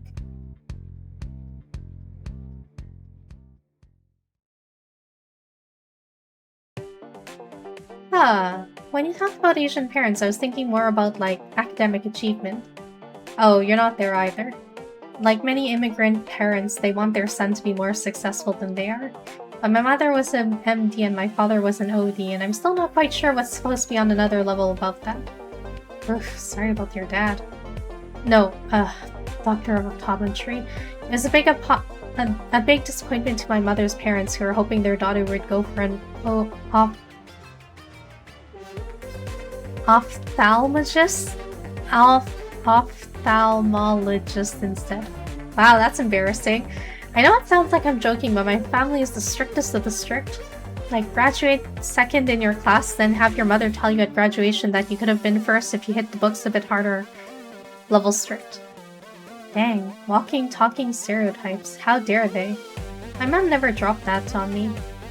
On our drives to her chemotherapy.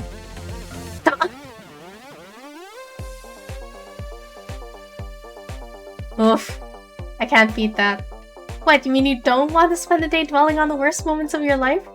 Come on, dredging up childhood dramas is everyone's favorite hobby. Where's your sense of the macabre? Usually I have to pay to dredge up my childhood traumas with someone.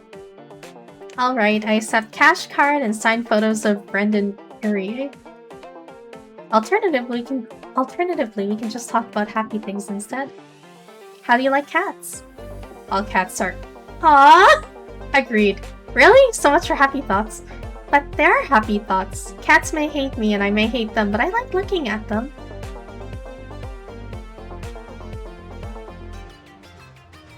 That's probably my spiciest take. Tuan was enjoying the easy rapport he'd found with Hannah, something rare and precious. But with that thought came the sudden sense of panic at the idea of losing this feeling. Of losing...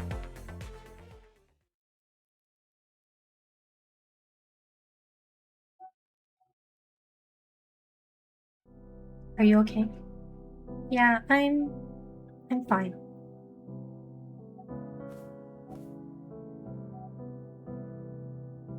Felt a bit uneasy on my feet there for a second. This place kinda does a number on you. You can say that again. This place kinda does a number on you. There's a lie. The anxiety in his chest, clawing at his lungs, wasn't an affliction brought on by his presence in the cafe. His fear of loss made him just like the rest of the patrons.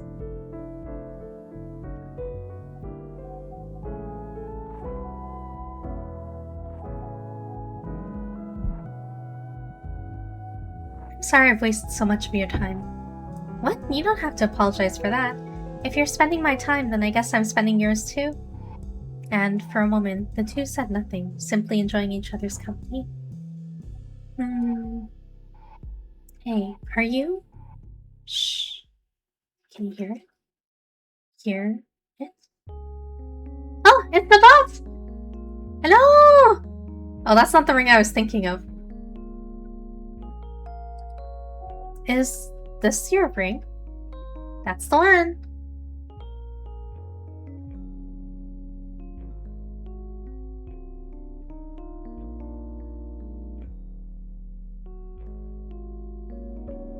Great. Guess we're done here then. Yeah, great. I'll, see you around. Sure, see you around.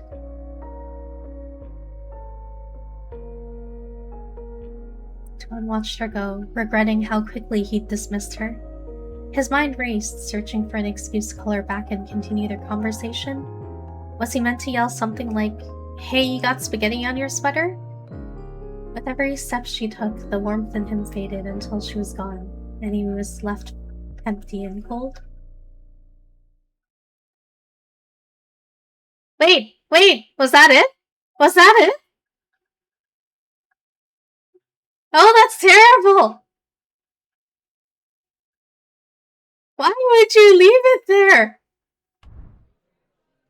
Oh, wait, no, it's not. We're good. I'm sorry. Spawn loved darts. People were hard to understand, but a dartboard was simple. Circles and squares and a sharp little missile thrown barehanded by him. A self-proclaimed dartist. He'd honed his skills on school nights while his parents were too engrossed in their work to pay attention to him. It was a relatively quiet game when played skillfully, so it never made enough sound to draw their ire. What had started as a distraction was now a secret love. Secret, because what self-respecting teenager played darts? But he was not a self-respecting teenager. Not in the slightest. Yo! Hey, haven't seen you since breakfast. Well, this certainly ain't a dart archery range, but hey, this works. Oh, hey. You know, that would only make sense if we'd actually had breakfast together, right? Shut up. You some kind of chain-smoking darts hustler? I wish. So you're not gonna teach me how to play? Nah, I'm not really any good. Dude, you just hit 2 bullseyes in a row. Yeah, that's a problem. Each segment of the board is worth a different number of points. You start with a fixed number of points, usually 501 or 301, then you throw darts and deduct the amounts from your number. The trick is... Wow, all my interest is gone instantly. How'd you get so good at that?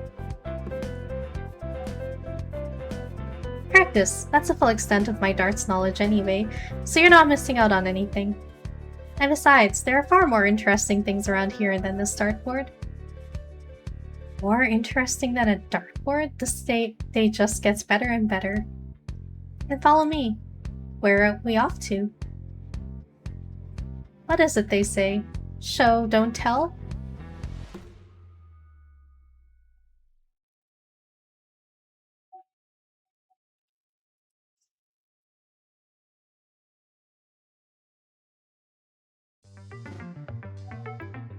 Where are you off to? This isn't our final destination. I have something cooler to show you. If you're talking about what's at the end of that catwalk, I've been there before. I came in that way, actually. The catwalk's not interesting. Then where are you going? Going down. Wah!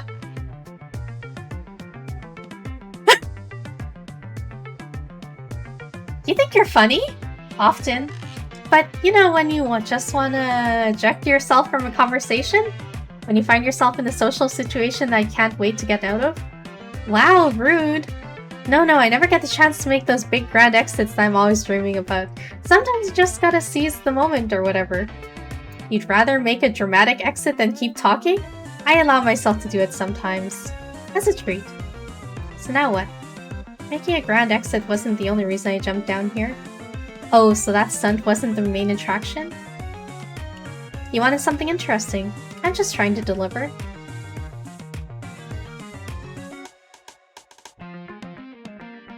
What you pointing at? You can jump down. I don't have the feet of an athlete. Bend your knees when you land. It'll soften the landing.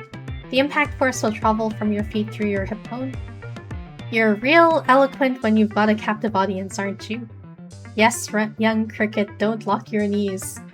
The more you say, the less inclination I have to listen. You talk in paragraphs, my dude. Whatever. Huh? My method works! Oh, hi, little bot. Oh, what's this little guy doing here? These are the little wait bots that make up for the lack of employees in the cafe. They're all different. I love it. Do you think I'd climb down here on its own? It's not outside the realm of possibility. I wouldn't bother it. Try and stop me. We probably shouldn't mess with it. You're sure? Someone probably left it here for a reason, and now they're gonna come looking for it and find out that someone booped it. How would you feel if you were booped by a giant fleshy creature? What? I'm just saying, this is a weird spot to find a robot. It might have been just put here to do a specific job. I think it's bored. Can we take it with us? I really think we shouldn't. Fine.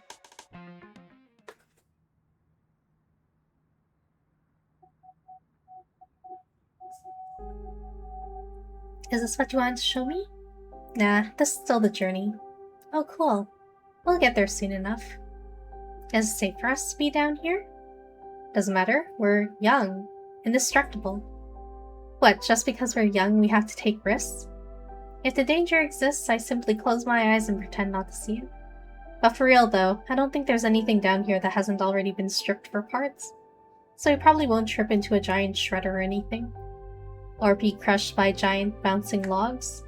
If I see one coming, I'll pretend I don't so you can enjoy the surprise. You're so thoughtful, come on.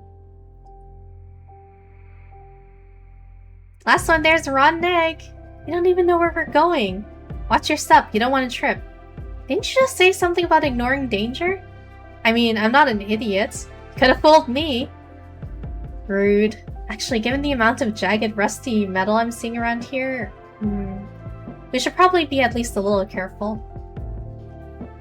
Hannah? Oh jeez.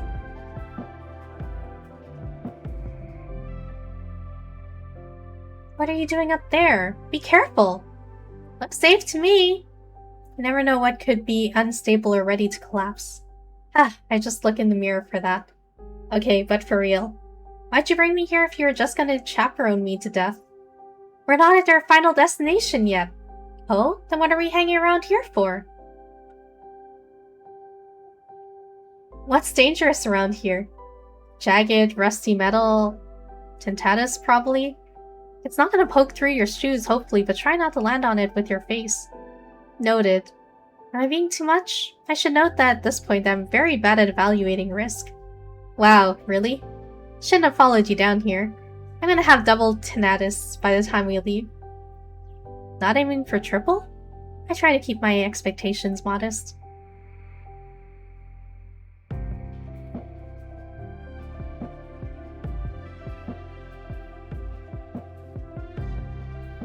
Is this it?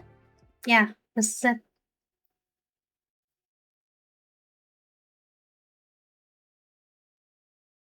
What is it?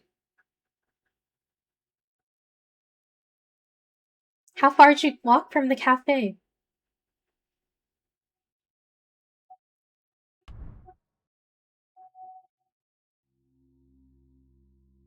Wait, where are you two going? Like, actually. If this is meant to be more interesting, I have bad news for you.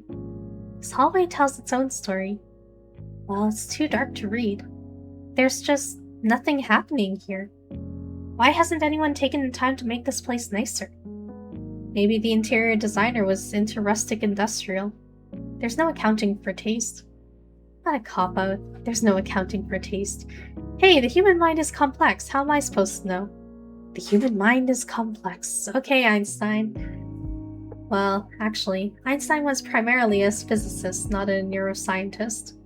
Wow, you must kill at parties. Yeah, chicks dig me. Guess I can see it.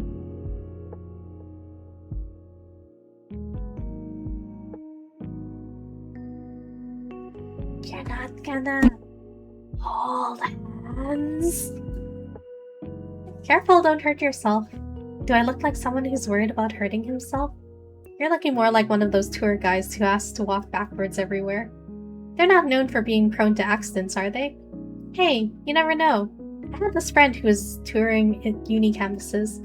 His guide was so distracted by walking and talking that he toppled right into a fountain. And what's more... Oh!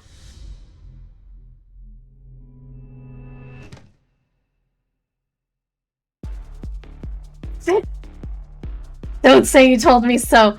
I shouldn't laugh, but well, here I am, laughing at you. Good job, little buddy. Can I pet this one? Yeah, I guess.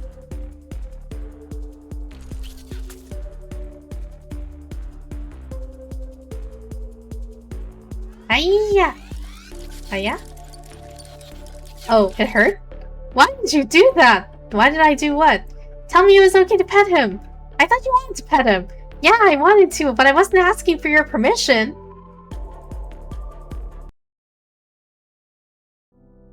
Did it hurt? You just seemed really bothered when I said not to touch them.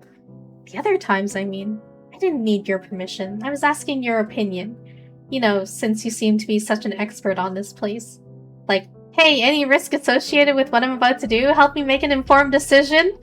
So imagine my utter shock when I actually listen to you for once and actually literally get bitten for my troubles. I'm sorry. Are you okay? I'm fine. I'm fine. I didn't want to disappoint you by saying it would be a bad idea. Stop being a coward. Tell me what you think, not what you think I want to hear. I'm sorry. You're forgiven. But that little milk bottle isn't. Pinching. Hey, that little milk bottle tripped me first. Yeah, and it was hilarious. Well, I hope you at least learned the dangers of walking backwards and walking and talking. I have, but how about you? Definitely not. Ladies and Hannah, we've reached the final stop of this nondescript hallway. You really gonna keep saying nondescript? Mr. doesn't own a thesaurus? Dull, sterile, boring, boom. There's no better adjective in my nondescript opinion. Ever read any Lovecraft? Half his monsters were so scary that his narrators couldn't describe them. He really took the easy route with that one. Who did? Lovecraft. Wait, that was his real name? Yeah. No wonder he was like that. What else would a guy with that name be known for? Crafting love? You got me.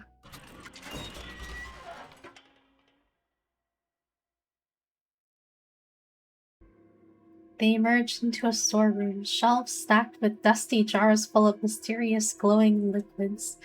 Hannah wondered briefly if any of their contents were edible. Edible? Huh, why are these all the way out here? Try reading labels. I can't read whatever language that is. It's Latin. Casual flex there, smarty pants. I have an ad hoc understanding of Latin words, phrases, etc. I'm gonna kick you. And you would be well justified in doing so. How long were you holding on to that hilarious Latin joke for? Since I read it on the internet. I wanted to understand the lyrics of Winged Angels, so I was doing a bit of research. Latin nerds love their wordplay.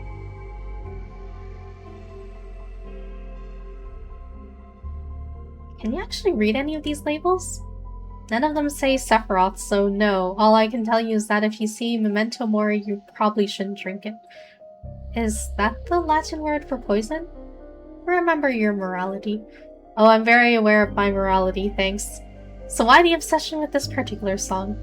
It's from a video game. When you played with your friends? Nah, single player. I'm not good at connecting with my peers.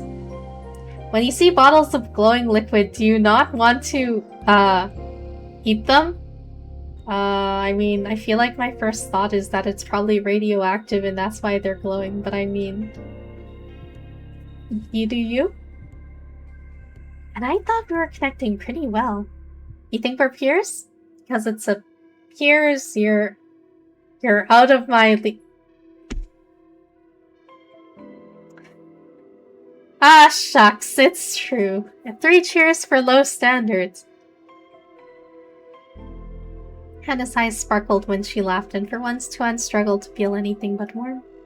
Yo, check that one out. I told you already, I can't read it. Yeah, but look at it. Looks like there's something trapped inside. Creepy. Should we do something about it? Why are you asking me? Oh, that definitely looks like there's something trapped inside that. What is this? Oh. Whatever's in it wants to get out. I'm not sure it's a good idea to mess with this stuff. What if it's a genie or something? Oh no, is that the sound of impending litigation? I guess I can't stop you either way. Oh! Thank you. A warm glow suffused them both, and then in a heartbeat was gone. Did you hear that? I think so.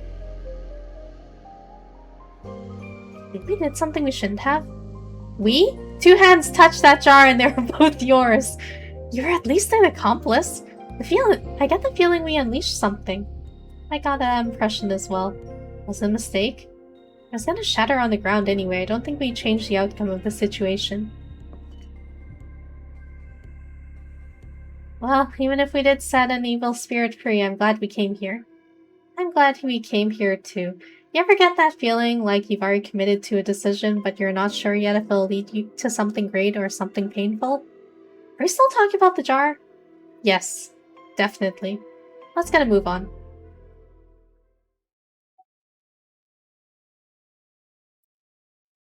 Should we be concerned about what you just set free?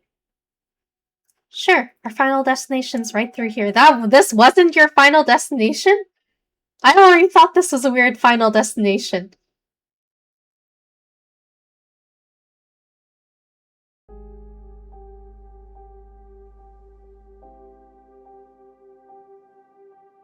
John's heartbeat thundered in his ears. Afraid of heights? I think it's perfectly natural to be a bit spooked when confronted with something that could be lethal. Lethal?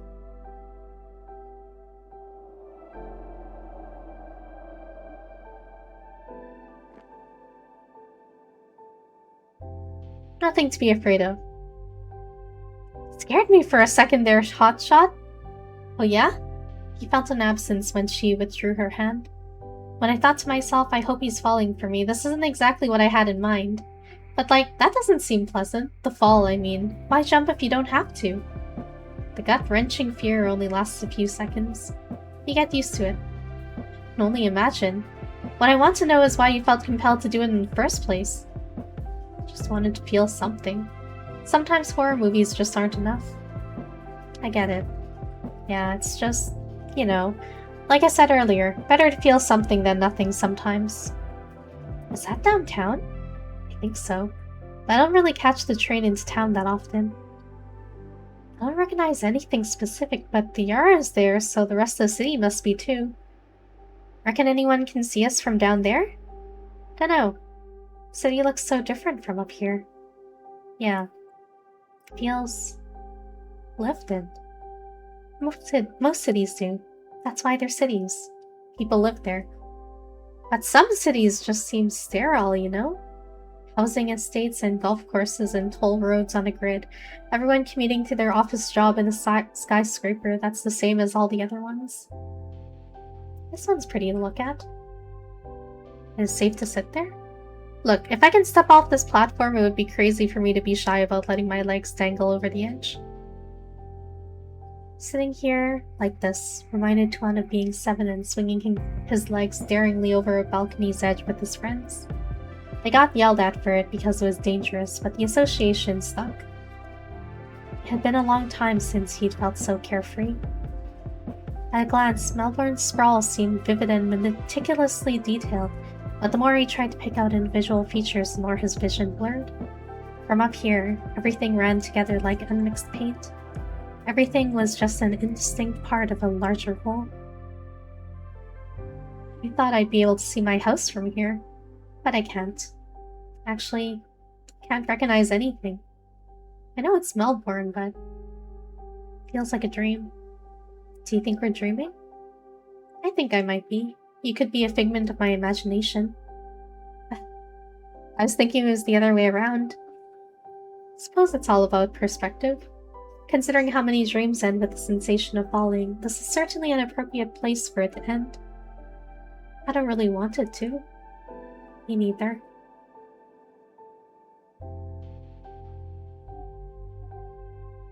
If you just brought me here for us to stare longingly into each other's eyes, we could have just stayed down in the cafe. I'm just enjoying the view. Very funny. So, when are you going to hurry up and make a move?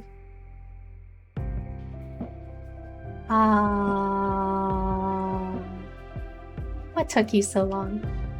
Far easier to say something clever than to say something sincere.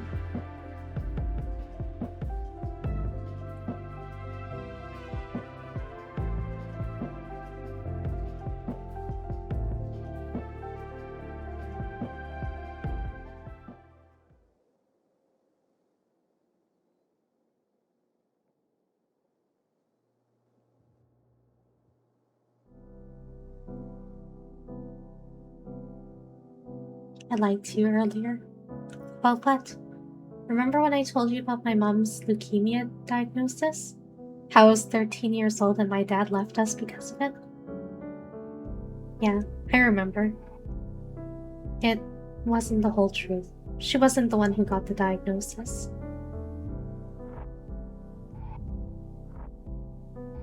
This hair isn't mine. 6 months of chemo wasn't kind to me. I felt like a fraud every time I wore someone else's hair, so I bought this from a costume shop. If I was gonna lie to the world about having hair, it might as well be something dazzling. Can you say something? Please? I guess it's not a surprise. You only make fun of people when it's trivial stuff. When you started cracking wise about cancer, I started getting the inkling it wasn't about someone else. That obvious, huh? Not at first, but I feel like I've gotten to know you well enough by now.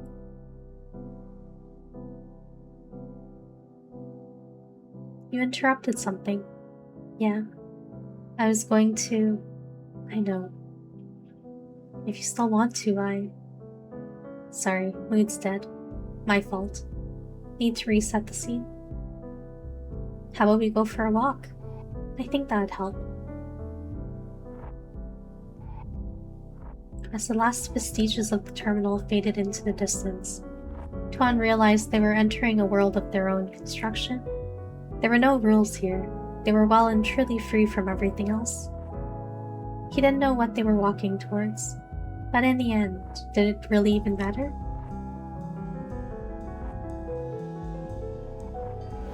Yeah, where are they walking towards? Where are they?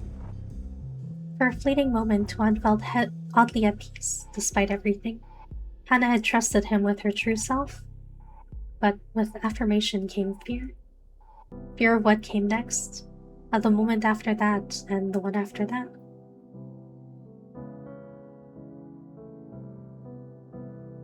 He closed his eyes, suddenly finding it hard to breathe. Hannah's gentle touch on his back pulled him back into reality. Are you okay? I'm fine. It's just an anxiety attack, don't worry about me. Just? Was it the height? From sitting on the edge? No, they never happen when I'm there. Never. It's only when everything's fine. When everything's safe. Because when everything's good, I know it only takes one bad moment to bring the whole house of cards crashing down. Was it what I said before? Not what you said. What I didn't say? What didn't you say?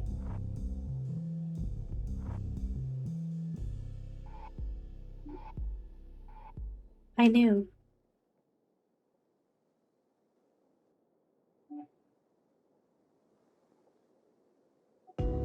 I've known cosplayers. I can recognize a good wig. You knew. Yes. I wouldn't have had the courage to keep talking to you otherwise.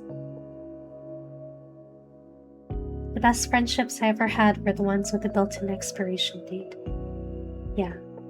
Okay. I think I get it now. All Tuan saw in her eyes was betrayal.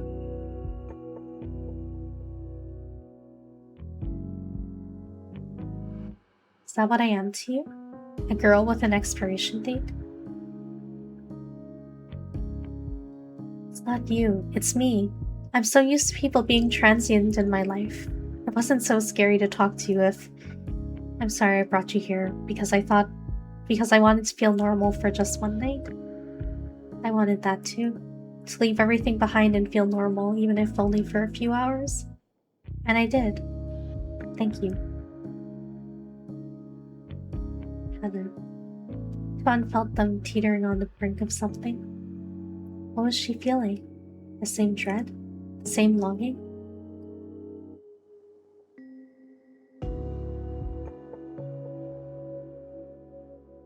Tuan felt Hannah shaking in his arms, hot tears soaking through the fabric of his shirt.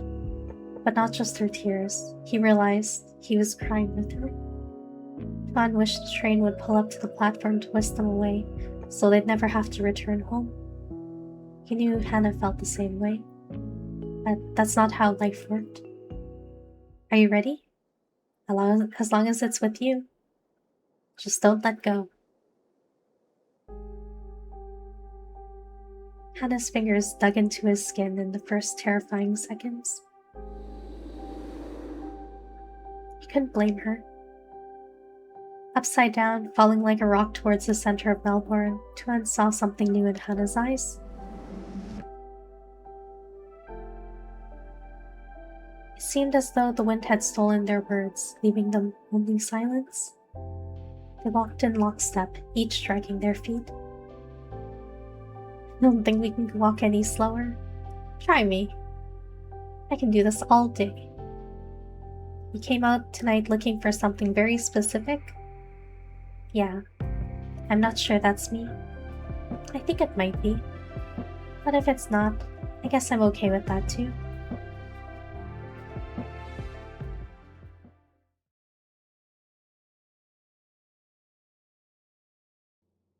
At first glance, Tuan had thought the shelves of jars were just thrown together afterthoughts, nothing more than a forgotten mess.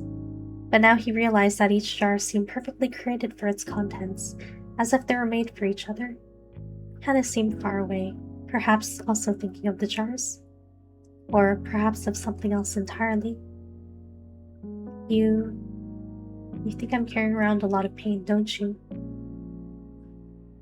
Hard not to after all this.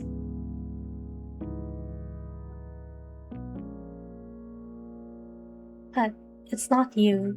I've been thinking about myself.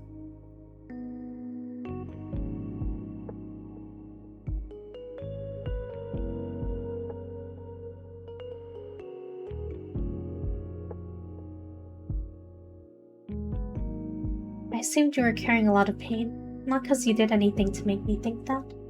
It's just easier to cope when I assume everyone else is going through the same stuff as I am. That said, I reckon I'd figured something out about you. You like me. No way, I thought this hand-holding business was strictly platonic. I want my money back. I just gave you a new piece of information, you dingus. What, did you expect me to do some flowery I like you anyway speech? Because that's not really my thing. You've got baggage. That's part of who I am. You don't get to pick and choose. And that's okay. I like you. I like all of you, Hannah. Every little thing that's ever happened to you has shaped you into the person standing next to me. And I really, really like that person. You're right, I don't get to pick and choose. So when I say I like all of you, I want you to know that I mean it. You're not the first person who's ever told me something like that before, but you're the first person I believed. The worst way to lie to someone is to tell them what you think they want you to hear. Yeah, you get it.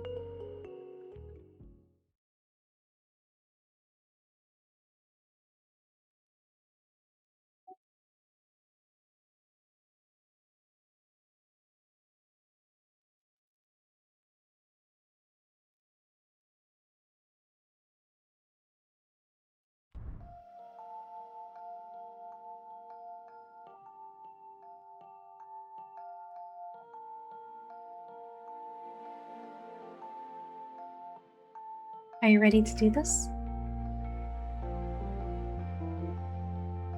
I'm ready as long as you're doing it with me. Then don't let go.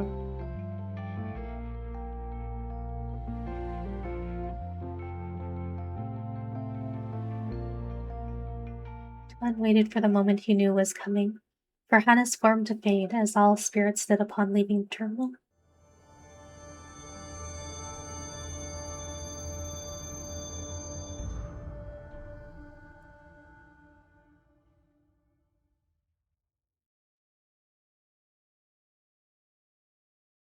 But the moment never came, and there she was, On the other side, her warm fingers intertwined with his.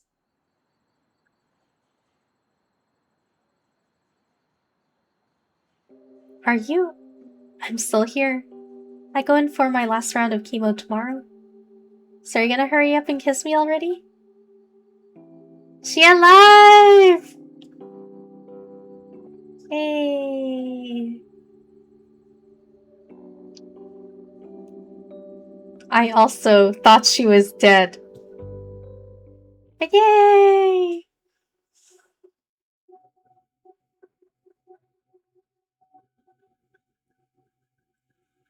That's sweet. That was also very long.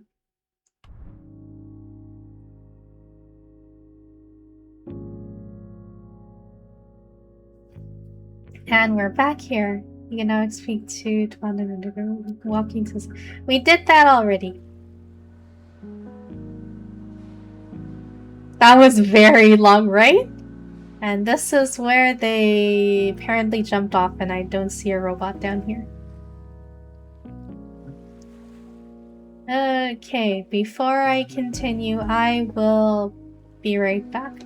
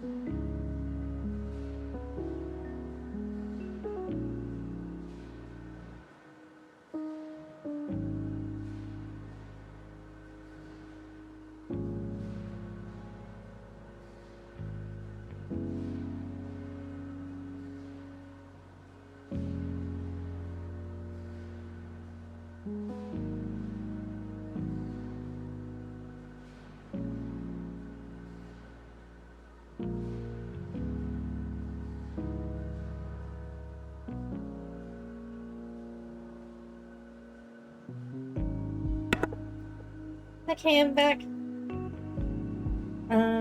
Oh, because they don't know if they're spirits or not? Yeah. The cafe technically allows living and spirits to come by the cafe, so I think what they did mention it was like a general rule not to ask about it or something. Or rather, they just don't talk about it. And like we knew that Tuan was probably alive because Che had mentioned in that little excerpt before that he was a regular customer.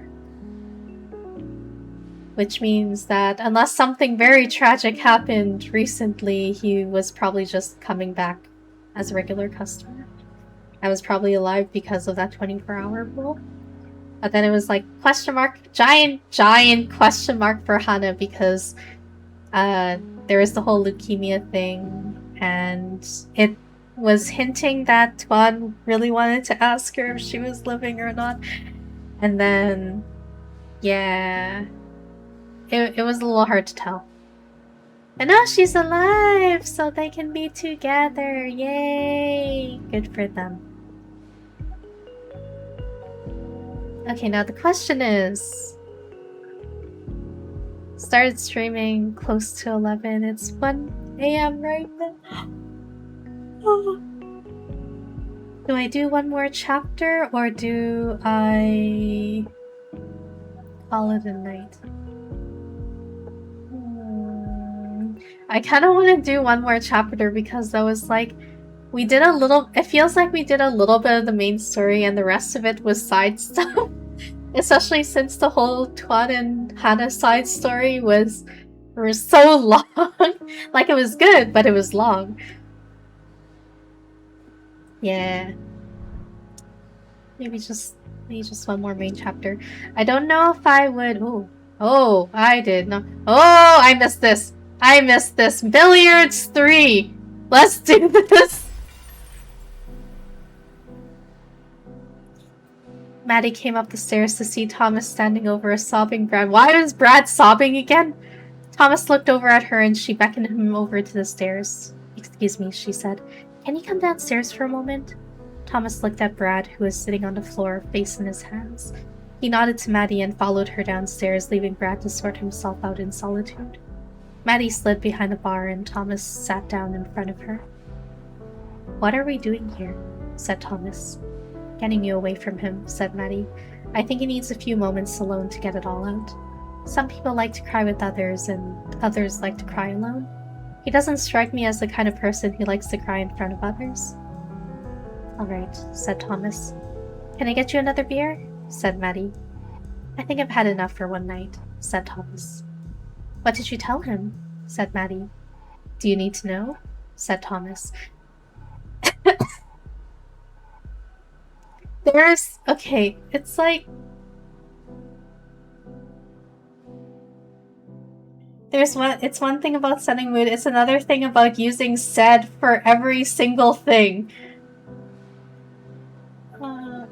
Okay, I'm fine. Do you need to know? Said Thomas. No, said Maddie, but I think you're struggling to figure it out yourself, and I think you might have an easier time understanding it if you try to explain it to someone. So, and I'm the only one here, so... She shrugged. You can think inside your own head, or you can think out loud. If you want the latter, I've got ears. Thomas leaned forward, placing both elbows on the counter. I think I'll have that beer, actually. You got it, said Maddie. What do you think I said to him? Said Thomas. Are you asking me to guess? Said Maddie. Yep, said Thomas. I'm guessing that he's a kid who carries around a lot of painful truths, said Maddie. I'm guessing you told him a truth that turned out to be painful. I think you may be right, said Thomas. I think, maybe, I tell the truth too often. I've got nothing against the truth in principle, said Maddie, but not all truths have to be told. Do you suppose I ought to make up a story for him? I don't exactly understand what's going on between you two, but he obviously cares what you think of him. He wants to impress you, but I think a false compliment would sting even worse. What do you think I should do? Said Thomas. Kid thinks I'm a hero or something. I think sometimes it's okay to give people what they want, and not necessarily what you think they need. I get the impression that this would be his last chance to get that from you too. You may be right, said Thomas, but both the truth and lies can hurt people. They can also build people up, making them feel better. When you tell a lie, you're the one that has control. You can lie to hurt people, or you can lie to help them. Sometimes you hurt people without meaning to, but no matter how it turns out, it's on you. He sighed. The truth isn't like that. You don't get to decide what the truth is. You can only say it, and whether it hurts someone or helps someone, well, that's up to them. Sometimes we hide the truth because we think it hurts. So, which is it? Thomas shook his head. Maybe it's neither. Maddie poured Thomas another Guinness. Lies of emotion are lies too. Sometimes concealing the truth is just as simple as saying nothing. Do you think you can hurt someone by saying silence? Maddie set the glass down in front of Thomas. Do you think the truth hurts more? Thomas studied the drink in front of him. I guess there's only one way to find out. He got up from the bar, leaving the glass of beer undisturbed as he walked upstairs. Brad's eyes were still red when he saw Thomas walking up. He tried to focus on the pool table in front of him, doing his best to ignore the old man. It worked until Thomas put a hand on Brad's shoulder. Brad, do you know what the difference between us is? Brad shook his head. You played for glory. I played for money. Thomas paused. You know how we're similar? Brad shook his head. Neither of us played to win. Thought you said you were in it for the money, said Brad. Yes, said Thomas, but there are lots of ways to make money playing pool. Thomas leaned against the table. I made my career on being predictable. There's a lot of money to be made if you can predict the outcome of events that seem like they're up to chance.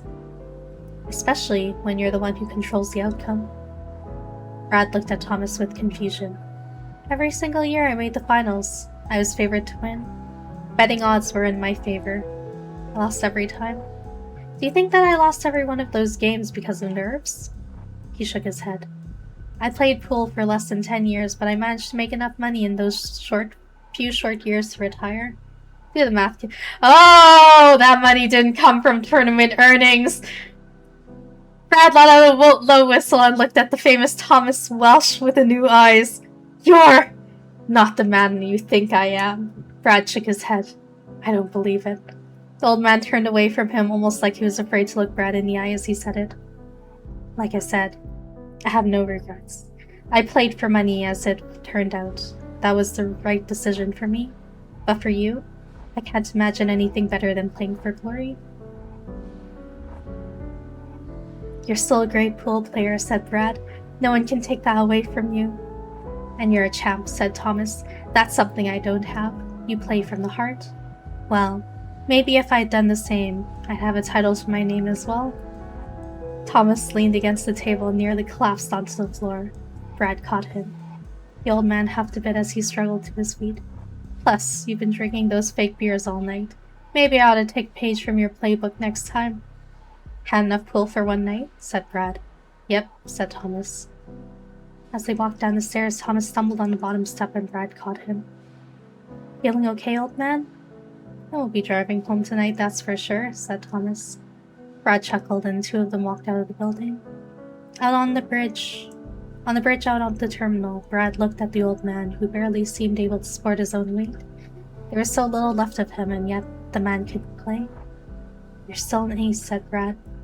You don't keep up that level of skill without a lot of practice. Thomas said nothing. You kept on playing, even if you were tired?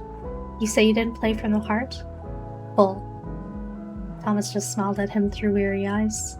At the end of the bridge, Brad paused at the threshold. I guess this is the end, said Brad. I guess so, said Thomas. They exited the terminal, and moments later, only one man remained standing outside as the other dissipated from existence, gone to meet whatever awaited him after death. Thomas raised an arm. Taxi!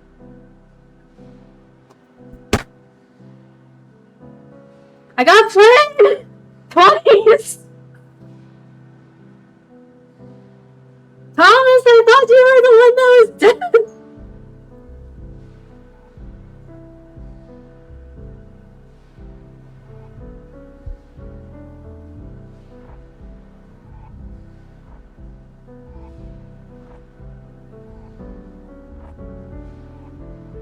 I guess I should have kind of expected it.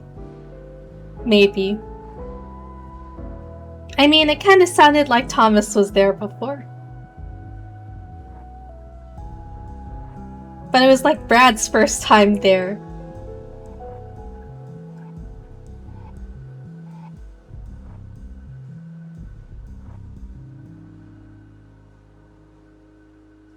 I feel like I got played! Twice! Oh, okay. I feel like slightly more awake now, but I'm like, also like, dang, I also read a lot. Do you do avocado toast? You kind of do. Oh, you do avocado toast.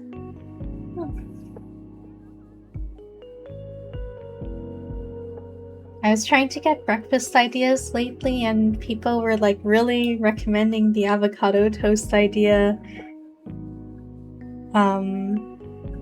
as like a really healthy option for breakfast. And I'm like, I do like my overnight oats, but something different would be nice too. So I've been trying to learn to eat other stuff, including avocado toast, and it's okay. I think I don't really see the appeal of avocado and toast and egg, oddly, but avocado and toast, and I tried adding some tomato on it, seemed better in my opinion.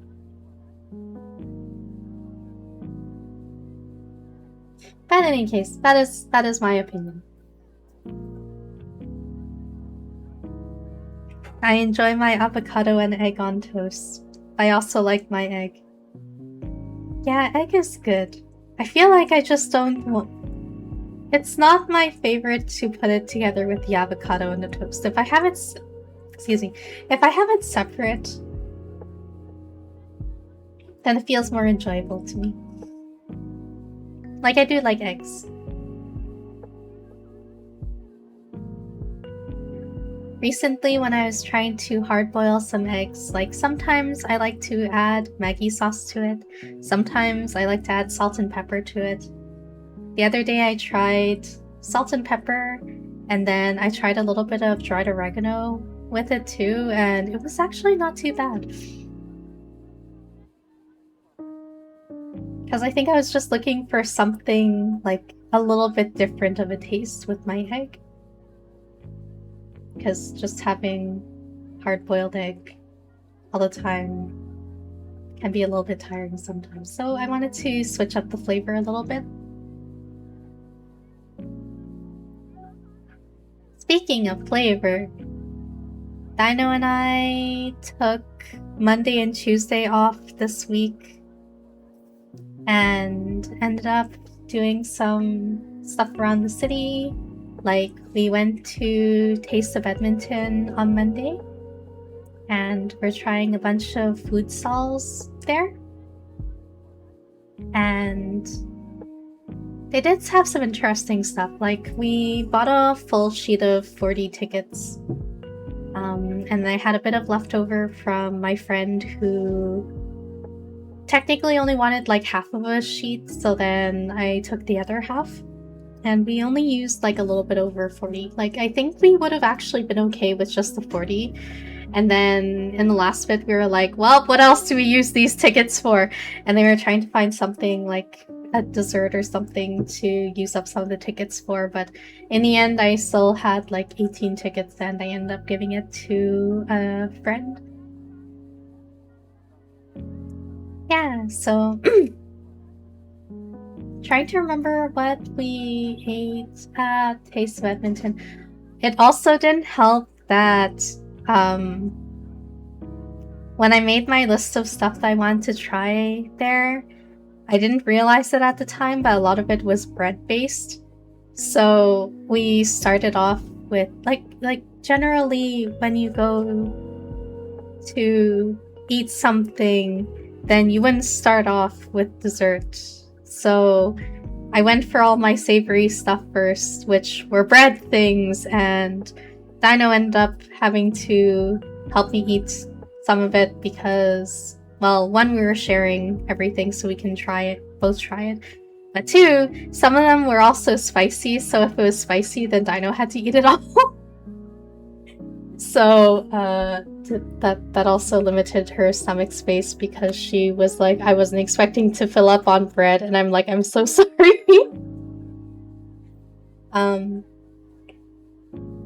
But yeah, like, we tried the Filipino flip bao steam bun thing that I think was pretty good, even though I'm not a huge fan of pork belly. There was an egg drop sandwich that I didn't realize that apparently they added sriracha for. So then, yeah, that was one that Dino had to help me eat.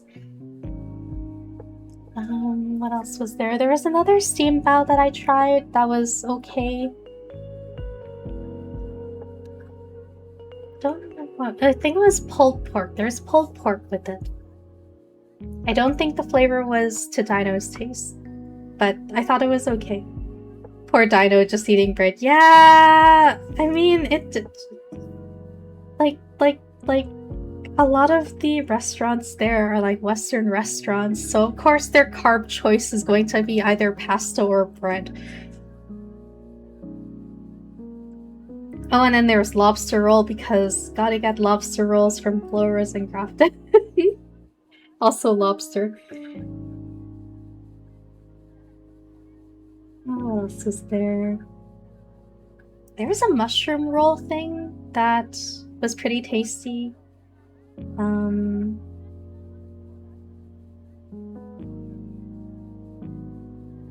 Oh, we had some tanglulu because our friends were talking about it on the Discord earlier the day before, and how they were saying about how it was like $10 for a skewer.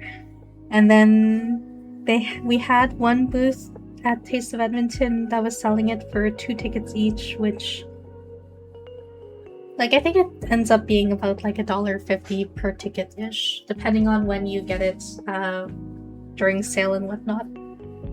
So it was like $3-ish for a skewer, but it wasn't like a full skewer, it was like 3 fruits.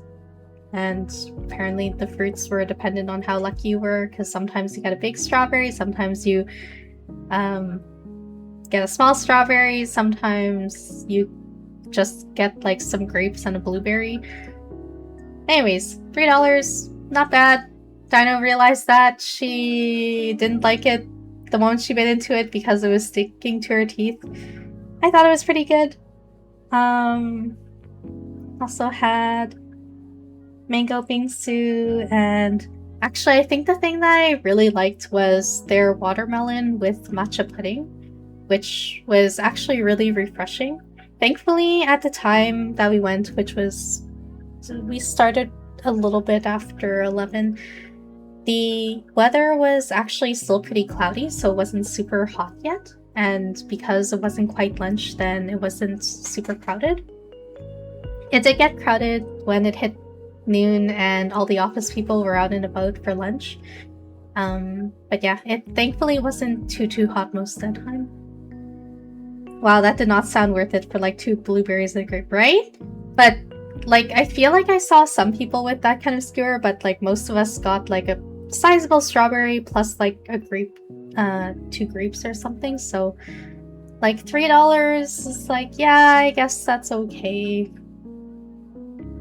$10 for a skewer is definitely too much in my opinion, but I remember I also did pay for it last time I went out.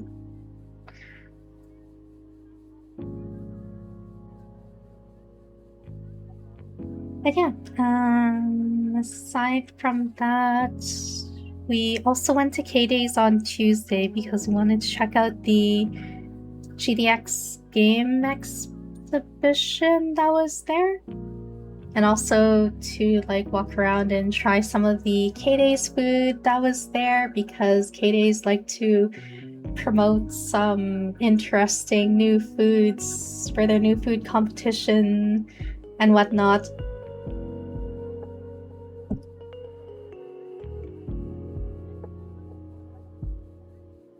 I guess if it had like 3 strawberries, that would be around equivalent. Yeah, I guess so.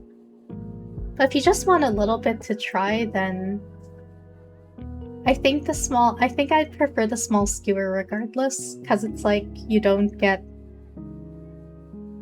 have to eat the whole skewer like a big skewer, because it does feel like a lot.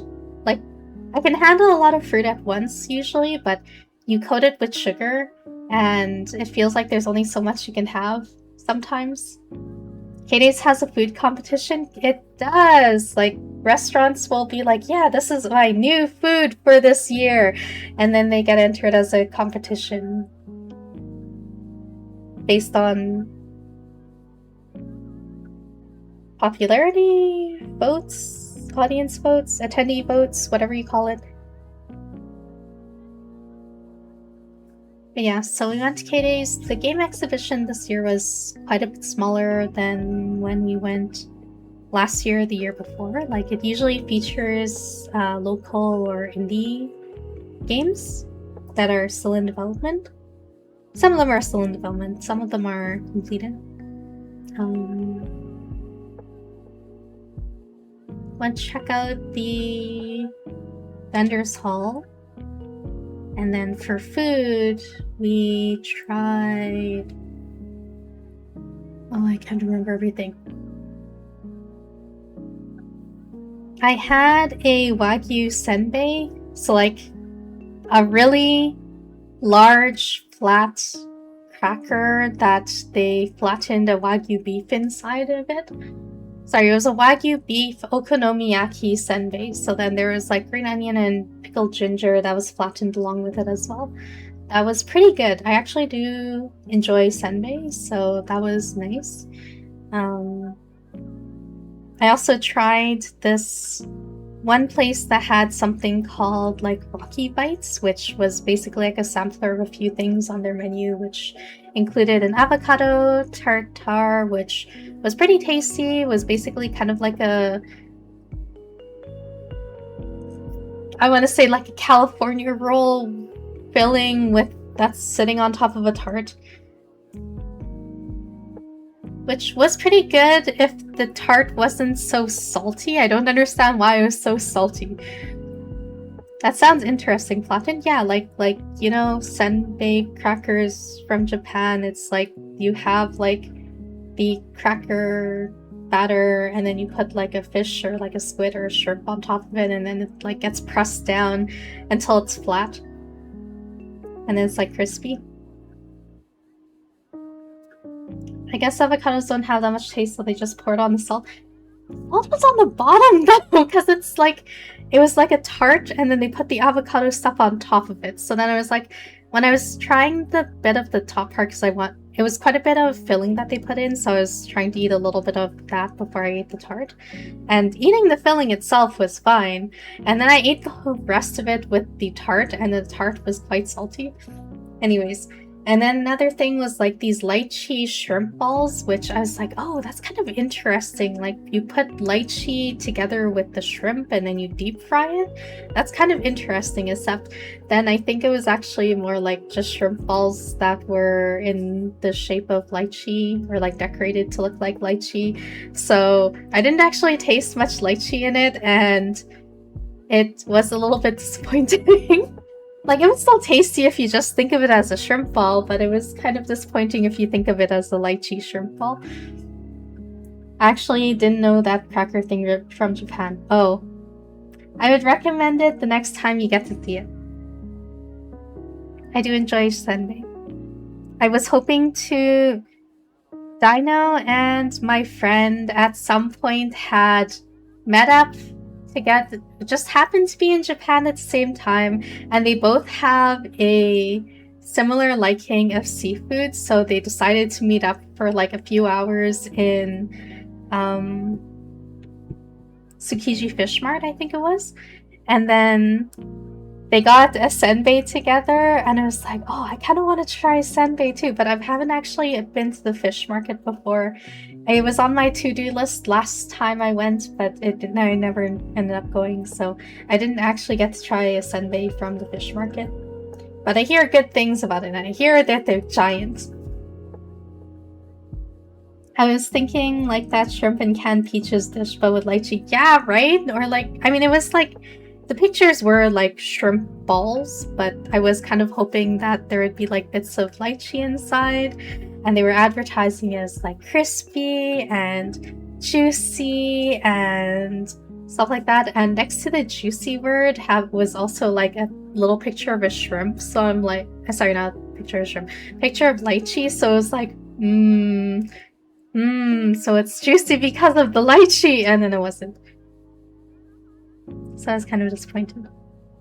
But yeah, and then there was What else? It was like 4 things. Oh, right. One was a seafood fish cake, which was okay. It was cute. Okay, flavor-wise, it was okay.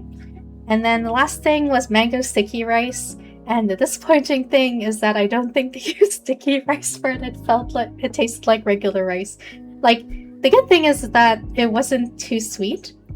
Most of the sweetness came from the mango and the popping boba that they put on top of it, but like it wasn't too sweet overall.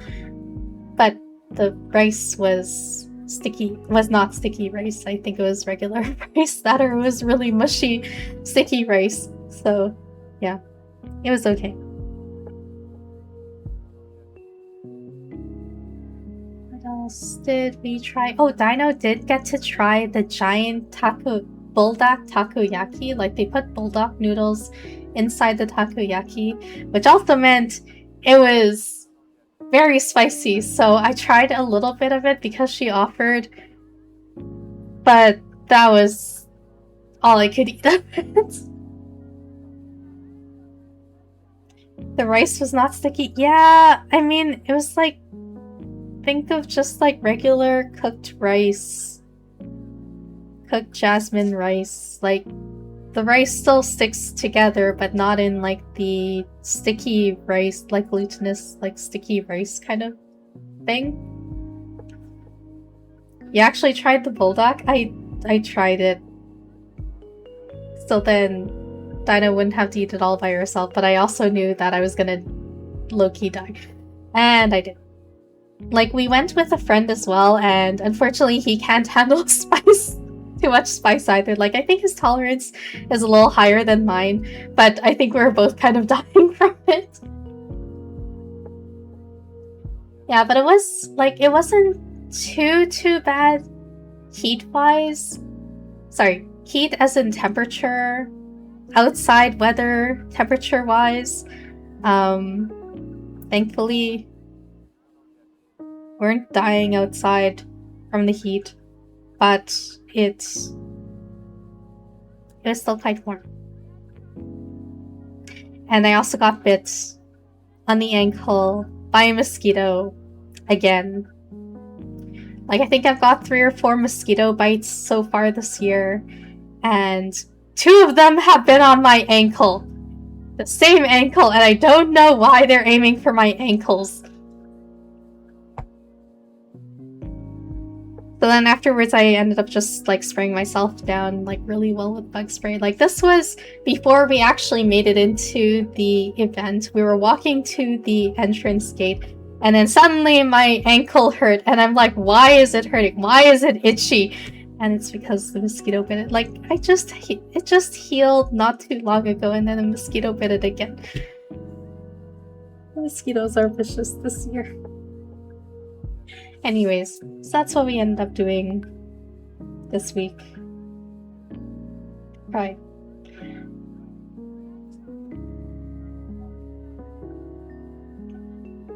But yeah, let's see. It is 1:30. I am gonna do one more chapter and then I don't think I'll do the stuff that gets unlocked afterwards. I'll do that next stream. But I do kind of want to get further in the main story.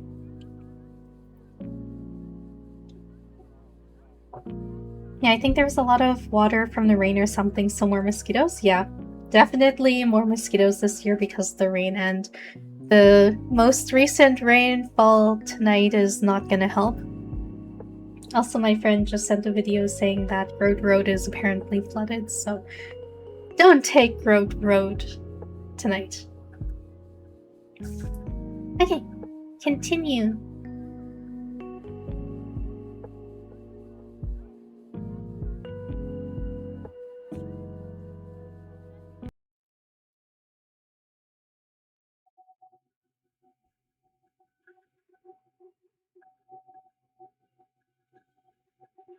Also, I made the title of the stream saying we make too much coffee, question mark, because I wasn't actually sure if we were gonna make coffee, and so far, no coffee has actually been made. I think Keishan just made pulled out a bottle and then they drank from that. But there so far has not been any coffee being made. Maddie was, however, drinking a cup of something before she tossed the cup at Ned's head. Day 2, 8:15 p.m. outside the terminal. Ugh. I don't have the energy for this. Especially with everyone watching me. Hope he packed enough conductors.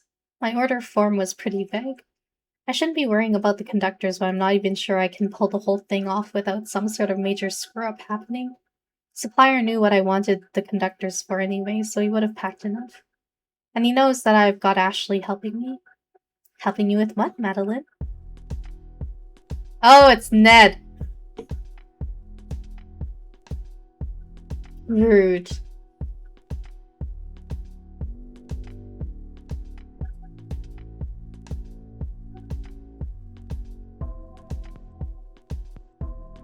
You should respect your elders, you know.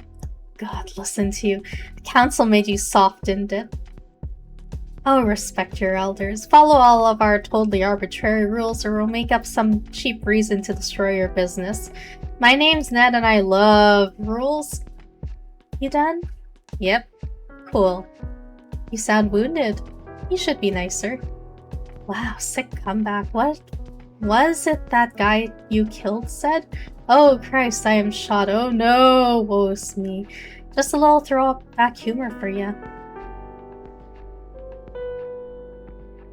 Did I strike a nerve? Did I just what?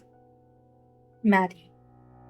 When Ned spoke next, it was in a deep, dark cadence, steeped in guilt and self-loathing. If Maddie had been able to see his eyes, she would have faced a withering glare. We're rapidly reaching a point of no return. I can no longer promise to shield you from the consequences of your actions. What you did just there, quoting one of my victim's dying words at me, that was low, even for you. Frankly, I'm disgusted. You dare to poke at my guilt. You dare? Let's talk about guilt, shall we? I don't suppose you might have anything weighing on your conscience right now, would you? As I thought. They may still weigh heavily on me, but I'm absolved of my sins. I've had 100 years to process that and to redeem myself through my actions. Your sins are fresh. They're landmarks on your soul, deep cuts in your aura. Swallow your arrogance, novice. I know what you did, and I can't wait to see how you plan to make this right.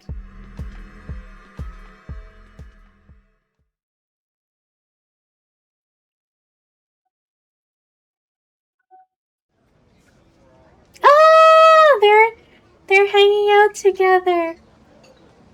Thinks he's smart. Sorry. Tuan, age 16, thinks he's smart, not antisocial, just shy. Read a bunch of Wikipedia articles on optometry and considers himself somewhat of an expert. Hannah, age 16, knows she's too smart for her own good. Hobbies, people watching. Self-indulgent teenage angst taking advantage of the fact that she's too smart for her own good. So I'm not sure that alcohol actually makes you feel anything. In fact, it's going by its chemical properties, I'd say it's the opposite. Shut up, Dork. We're planning a heist. Metaphysical debates about alcohol can come after.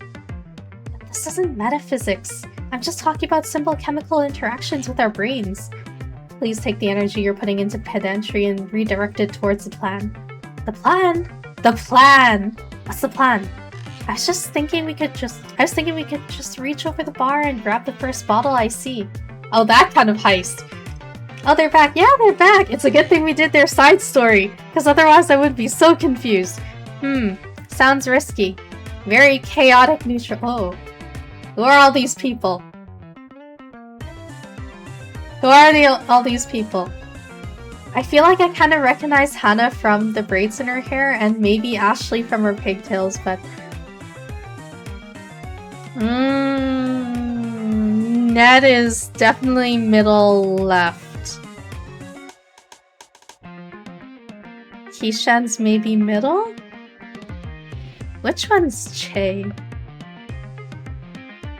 Does Che look like top middle or top right? I think Maddie's bottom middle. Anyways. And what's your alignment then? Oh wait, no, I think Tuan's top middle. Neutral good? Oh, that is where the chart is, right? Because it's lawful, neutral, chaotic? Good. Neutral, bad, something like that. Uh-huh. I'd say I was lawful neutral, but that's the coward's option. Yeah, but getting back to the plan. Oh! Using your own pedantry to distract you was absolutely part of the plan.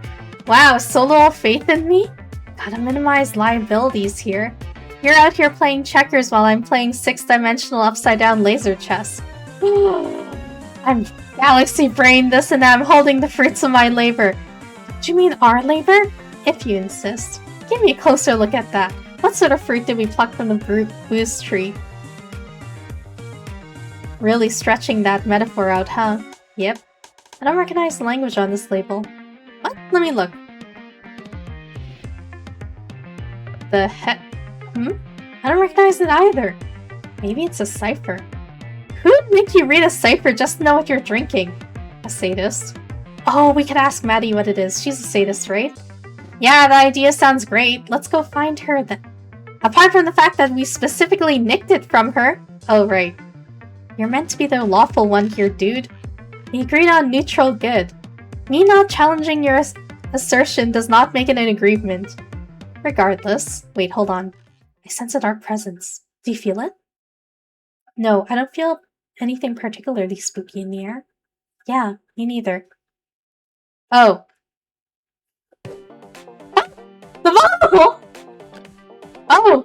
Good catch. Hello, children. I see you've stooped to petty thievery. Alas, sprung. I can't believe my heist career is over so quickly. Don't give up on your dreams, kid. Speaking of, you know what happens when you drink this? I was assuming some sort of drunkenness. Does it make your teeth fall out? Well, last time I had a shot of this, I woke up in Adelaide. Oh, wow. So the result was 700 kilometers worth of drunkenness and bad decisions. But I woke up 6 hours before I took the shot. I had to drive a rented car back and explain to Che why it had disappeared without a trace and somehow accidentally time traveled. Holy, can we give it a try? God, no. You ever heard of liquor licensing laws? I'd end up in jail. I think it'd be an excellent formative experience. Yeah, if you're not perpetuating team drinking culture, you're a loser. Are you peer pressuring? Somehow I remain unconvinced by your passionate arguments. Well, we tried. You kids have way too much time on your hands, you know that? Better than not having enough, right? I'm utilizing my time to practice my skills. It's not wasted. Well, the non-existent industry sector that relies solely on the skill of reaching over bars and sealing bottles of enchanted booze is gonna be lucky to have you. Aw, that's so validating, thanks. Can I get you to a coffee or something? Anything? Hot chocolate? Kinda busy tonight, but I'm hoping that bribing you with free drinks will stop you from nicking my stuff. I'll take a free drink. I feel guilty taking one since it was all Tuan's idea. Hey! But I'll graciously accept your offer. Neat. What'll it be? Hot chocolates for both of us? Hot chocolates for both of us. Alrighty, 2 hot chocolates coming up. Seriously, don't steal anything else while my back's turned or I'll feed you to a spite helmet. Oh.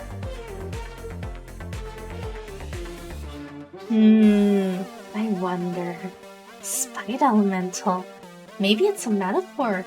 Is she saying that she'll eat us? Is she the spite elemental? Oh no. Maybe the real spite elementals were the friends we made along the way? I hate this. Fair.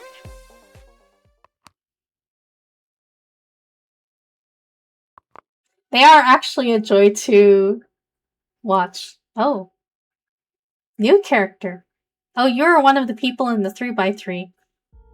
Samantha, 32, American question mark? Visiting Melbourne for work. Devastatingly patient. Trust me, you kids don't want to meet a spite elemental. Have you? Yep. Got pretty close to not making out alive. Guess you're in a fairly exciting line of work then. I get that way sometimes, but spite elementals aren't exciting. They're terrifying. They suck all the air out of a room and make the world ache. And they don't die easy. Oh, it's kind of metal. You sure do need brass balls to face one down, that's for sure. And a steely gaze? What? Because steel is metal and I said it was metal and then you mentioned brass balls, so... Anna, please pack me up. Nope, you brought this on yourself, mate. No. Nah, she's totally right. Ah, what's going on here? Are you bullying my customers, Samantha? Of course not. Good, because that's my job. You two should go enjoy the evening. There's a nice breeze blowing.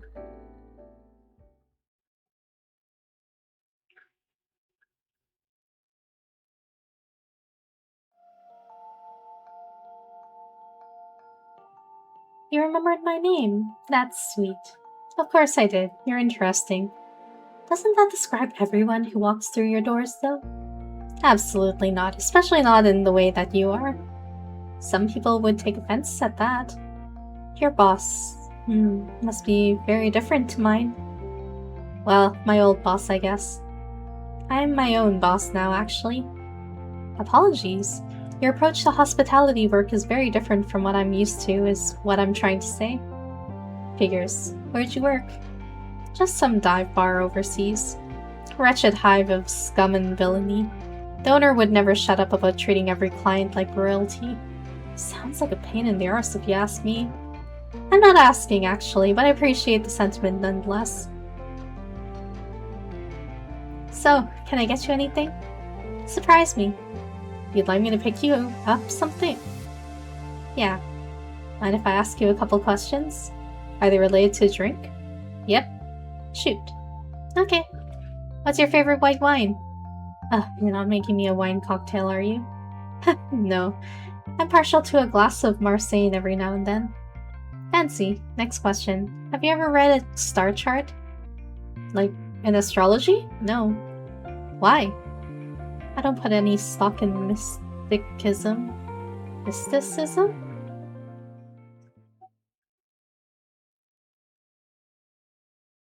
Hey, this place isn't mystical. It's built out of cold hard facts. I just don't know them all yet. Alright, fair enough. Last question. You're walking in the shallows of an ocean that seems to go into the distance forever.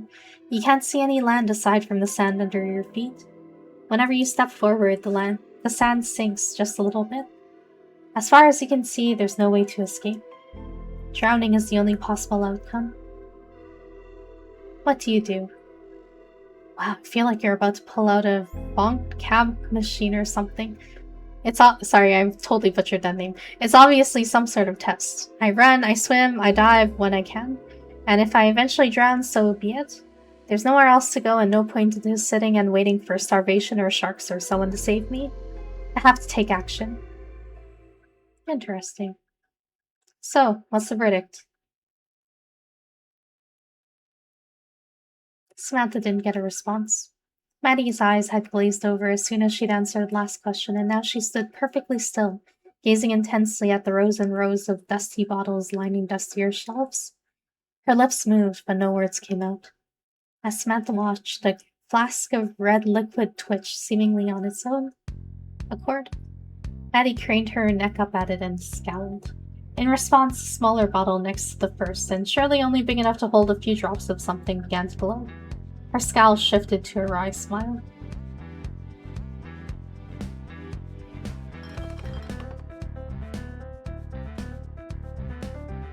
Please, you don't need to open anything new on my account.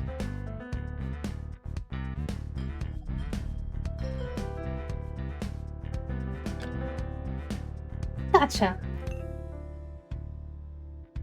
Your answers were interesting. So were your questions. I'm still having a little trouble figuring out how they relate to each other, though. Is that important? I try to maintain a vague hope that maybe one day things might make sense. And until then, I just try to go with the flow, of course. Heh. Sorry for trying to psychoanalyze you there. try. Do you think you failed? No. What's the verdict then? Well, for one, you tend to accept things as you see them.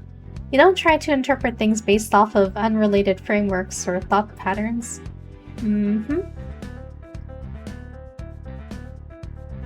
That said, you do try and make sense of the connections between things when you can, but it's no big deal to you if you don't. You just mark it as an unknown variable and move on, and that reads to me as an intensely pragmatic approach. Would you agree? I suppose. You're the sort who doesn't buy drinks to enjoy them.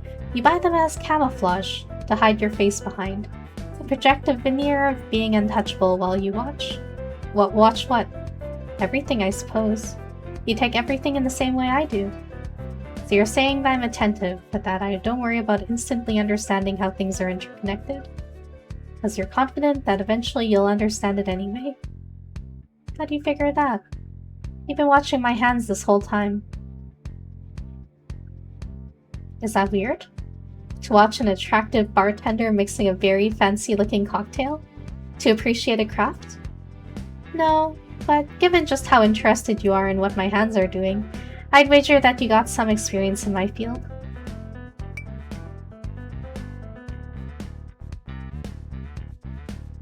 So are you just really bad at picking up on when you're being flirted with, or...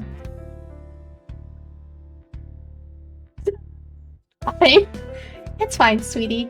In fact, it's pretty cute. I mentioned alchemy! The field of alchemy! Uh-huh.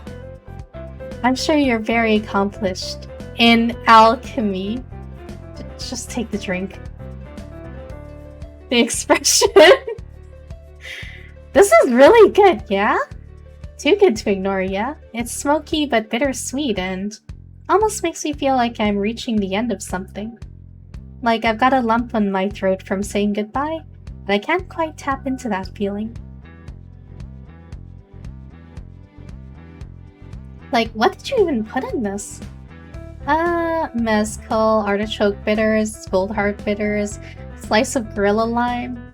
Gorilla lime? That can be a real thing. It's just hard to acquire. Called that because if you bite into one it feels like you got punched by a gorilla. Physically? No, emotionally. Makes sense. I am not a wizard. Prove it! Ugh. That guy, the boss you mentioned? Yeah. He good to you? I'm sorry? Does he treat you well? Yeah. Yeah, to a fault actually. Far past the point where it's rational for him to still be nice to me. Good. Actually, I'm sorry, that reminds me, I have to dash. Got some setup work for a project to finish before the sun comes up. But without you here, who will enable my latent alcoholism? You can just reach over the bar and grab the gin. Tonic's in the bar fridge. Will do.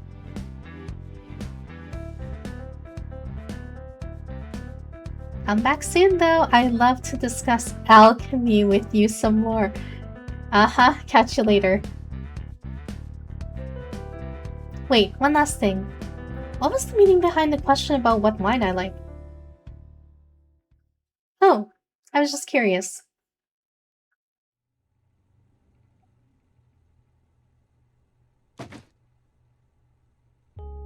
That's the last one, I reckon.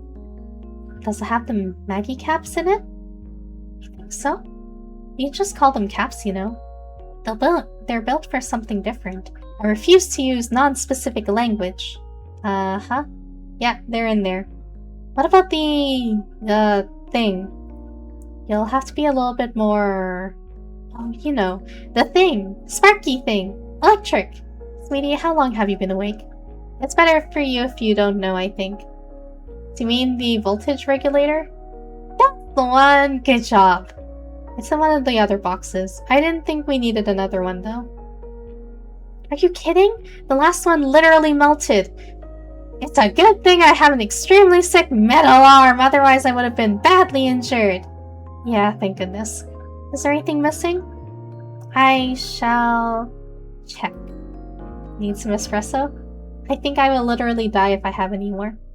Hey, that's really immature of you. Nice job. Yeah, whatever. You can get me some chocolate if you want. Sure thing. Be back in a moment.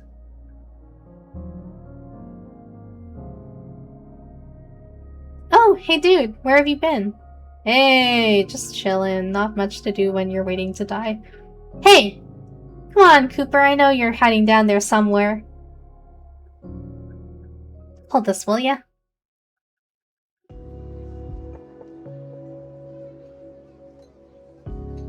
Did Ned really say that? Yeah. Do you believe it? I'm not sure. It's not a lie. But it's not the whole truth either. And I don't quite have the time to untangle it for you. I've got a hungry teenager up downstairs and a summoning ritual to complete.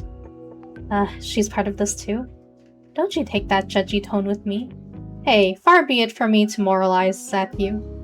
Getting a lot of that these days, mate. I'm just trying to keep everyone happy.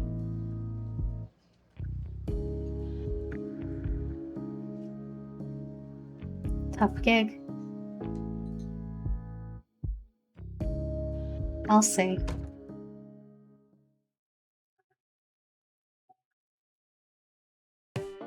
Alright, now, if you can solder these two wires— No, not those ones!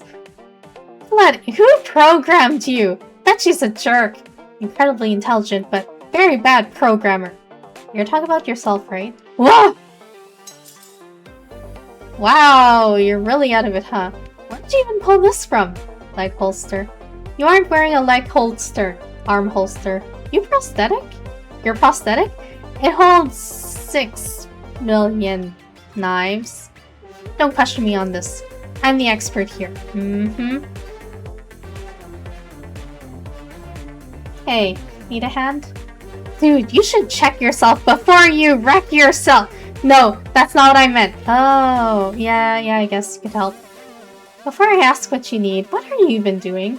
Maddie mentioned a summoning circle? Something like that. You ever wanted to live forever? I'll trade that for just having a second chance, honestly. Well, grab me that box, please. You can't just leave me hanging like that.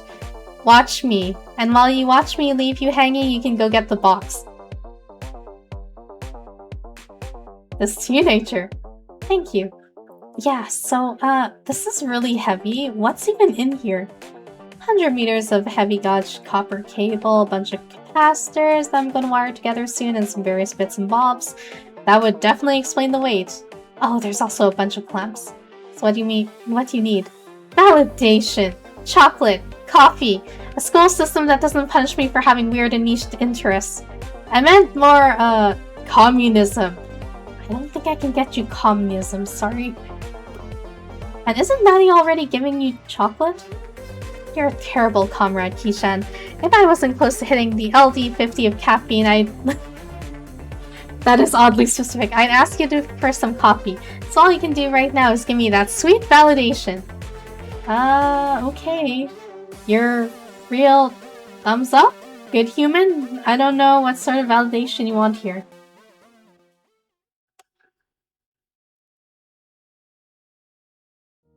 I feel like I'm stuck in a loop of trying things that are inevitably going to fail, and I don't know how much of it is my fault for not being good enough at a monumentally difficult task.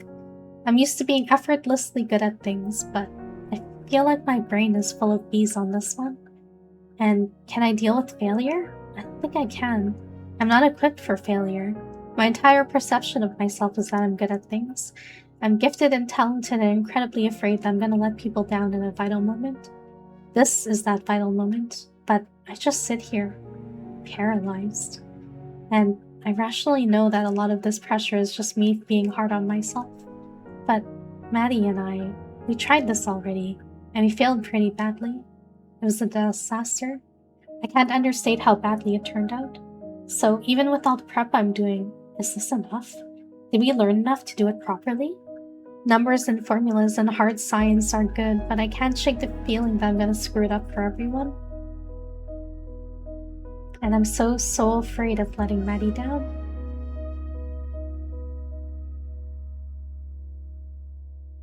That's heavy, mate. You reckon? Fully, yeah. I don't know what to say to that except that I don't think Maddie would ever feel let down by you. I know I've only been here for like 2 days, but her and Chase seem to really care about you. And I'm sure that extends to accepting you for who you are and limitations and all. Though, honestly, I think you give off a pretty strong vibe of not caring about your limitations, or that you indiscriminately power through them with some sort of raw, caffeine-fueled fury. Anyway, you're immensely powerful and I'm terrified of you. Fair enough. I was never really super smart or gifted or anything. I just floated through school and work and never focused on much except having a good time. I can definitely imagine the sort of pressure you'd have on you though, especially given how big this task is. Yeah. So, while I can't say for sure that this thing is going to be easy, or even successful, I do think it's important that you work on giving yourself a break from the weight of your own expectations. But it's not an easy thing, I'm sure.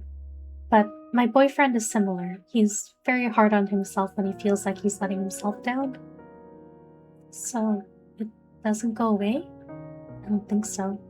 I think it just gets easier to deal with as you learn to be more empathetic to yourself. Self-forgiveness and all that. It definitely took him a good few years to even begin to be able to deal with his self-imposed shame. I guess I can try that? You can try that, or you can continue feeling super bad about yourself all the time. I mean, when you put it like that, right? I hate how rational you sound. I know. I'm disgusted at myself. What's up, nerds? What's going on in this thread? What? You're suddenly in a good mood. I maybe ate some of your chocolate. Oh, I swear to God if there isn't any left. Yes, we've been over this before. You'll comprehensively murderize me. Don't worry, I only ate a little bit. Excellent! Is this enchanted chocolate or just normal chocolate? It literally says Ashley's on it. Does he deserve to know? I don't know, I kinda like the mystery. It's completely normal chocolate, isn't it? Maybe, maybe not. Can I have some then? Eh? Come on, you owe me. For what? Helping you set up all this! Oh yeah, that's fair. This is totally normal chocolate. Yeah. Did you expect it to not be that? Well, you implied. We never implied. You came up with that all on your own. Alright, I'm bored. Later, dorks. Don't you run off on me, miss. This magic cap bank isn't even half done. I'll do it later. For now, I'm gonna go take a nap under that table. If anyone disturbs me... Come on. You'll be happy? Confused? Ticklish? Extra hungry? I will mention me in your diary? I will exact terrible revenge on both you later. Jeez, that phrase definitely doesn't start with an M. Oh, bye. Oh, she literally went under the table. I'm not being too hard on her, am I? You? Nah, she thinks you're great. Good. I could probably stand to give her a break, though. I mean, I'm expecting a lot from her right now. She does seem a little overloaded. But she'd tell me if things were too much, right? I don't know, it seems like she idolizes you. I reckon she'd pretty happily burn herself out for you, you know? I just need her for the next 4 or 5 hours, and everything will be okay. Is that what you're planning on performing the ritual? This thing? Yeah. What's it for anyway? Conduit ritual. Super forbidden magic. Oh, cool. Are you actually cool with this, or... Not hugely, actually. Why is that? Well, you know, I was talking to Ned earlier, and... Actually, don't worry about it. It's fine, I don't care. What's due? You know how I took a couple hours from you down there? Vividly. This is just a bigger scale version of that spell. higher capacity. Who are you taking ours from? Nobody. Don't worry, bud. You're at a deficient already. I can't touch you. Right. Okay. So even if you're lying right now, shouldn't you have taken enough to pay off your debt multiple times at this point? The hours weren't for that. What'd you do with them then? Where'd they go?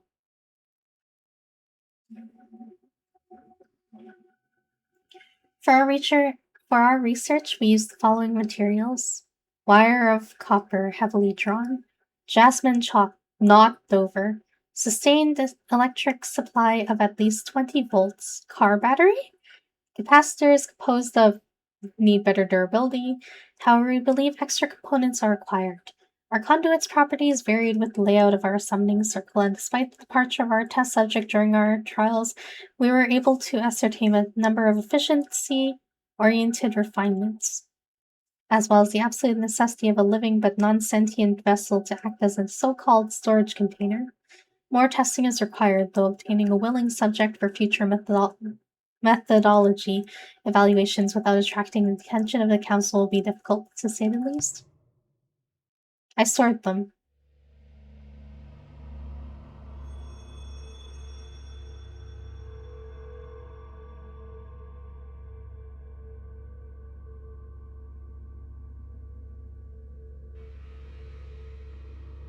All those hours are in this tree. Distracting was absolutely part of the plan. Oh, I see. That is what Hannah said.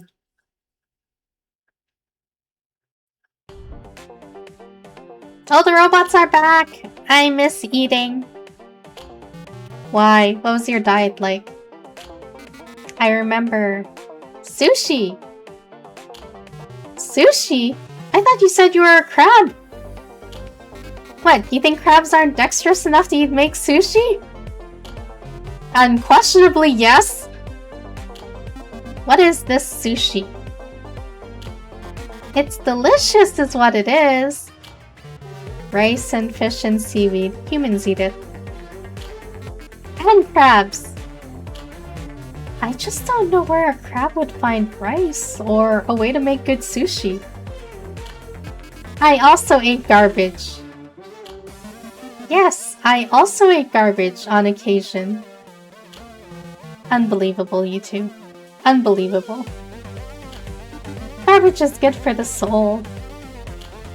Garbage is garbage, it's in the name.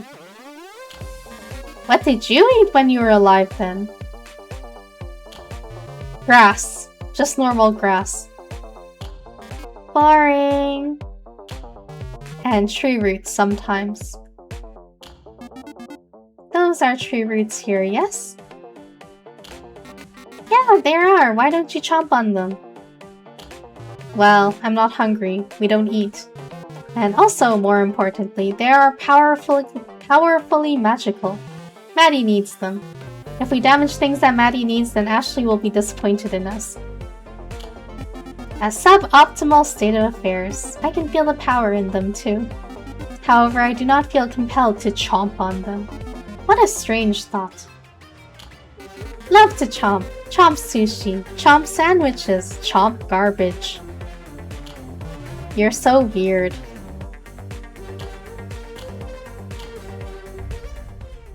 Oh, these robots.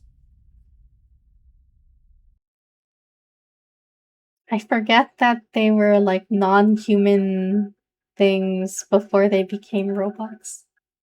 But also, yes, I agree with the middle one. Make your creator proud. I agree with the middle one. Crab eating sushi is very questionable. You can now speak to Samantha to experience the side story Devil's Den. Oh, new side story. Okay, it is now... Ooh, something down under. Okay, yeah. It is now 2 a.m. I am going to call it a day. But in terms of announcements, I think it'll be TGL continuing on with Expedition 33 either tomorrow / today's or the day after, whichever one works better for her. And then hopefully Dino will be continuing on with Resident Evil on Tuesday. I think, from what I heard, she should be pretty close to the end by now.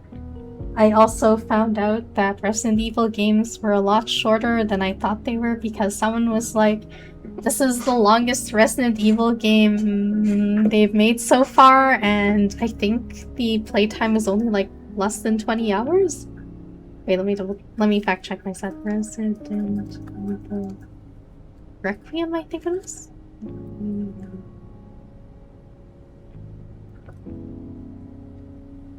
Played.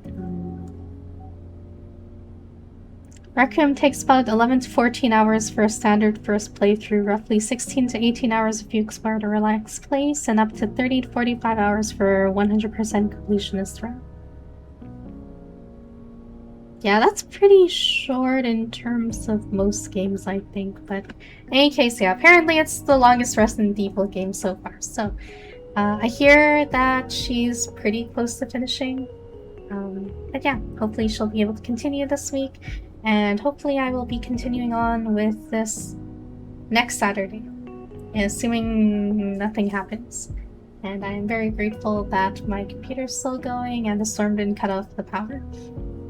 Maybe you don't want horror games to overstay their welcome? Yeah, that is very true. In any case, yeah. As usual, thank you for watching. Hope you all enjoyed, and I hope everyone has a good night. Bye, everyone!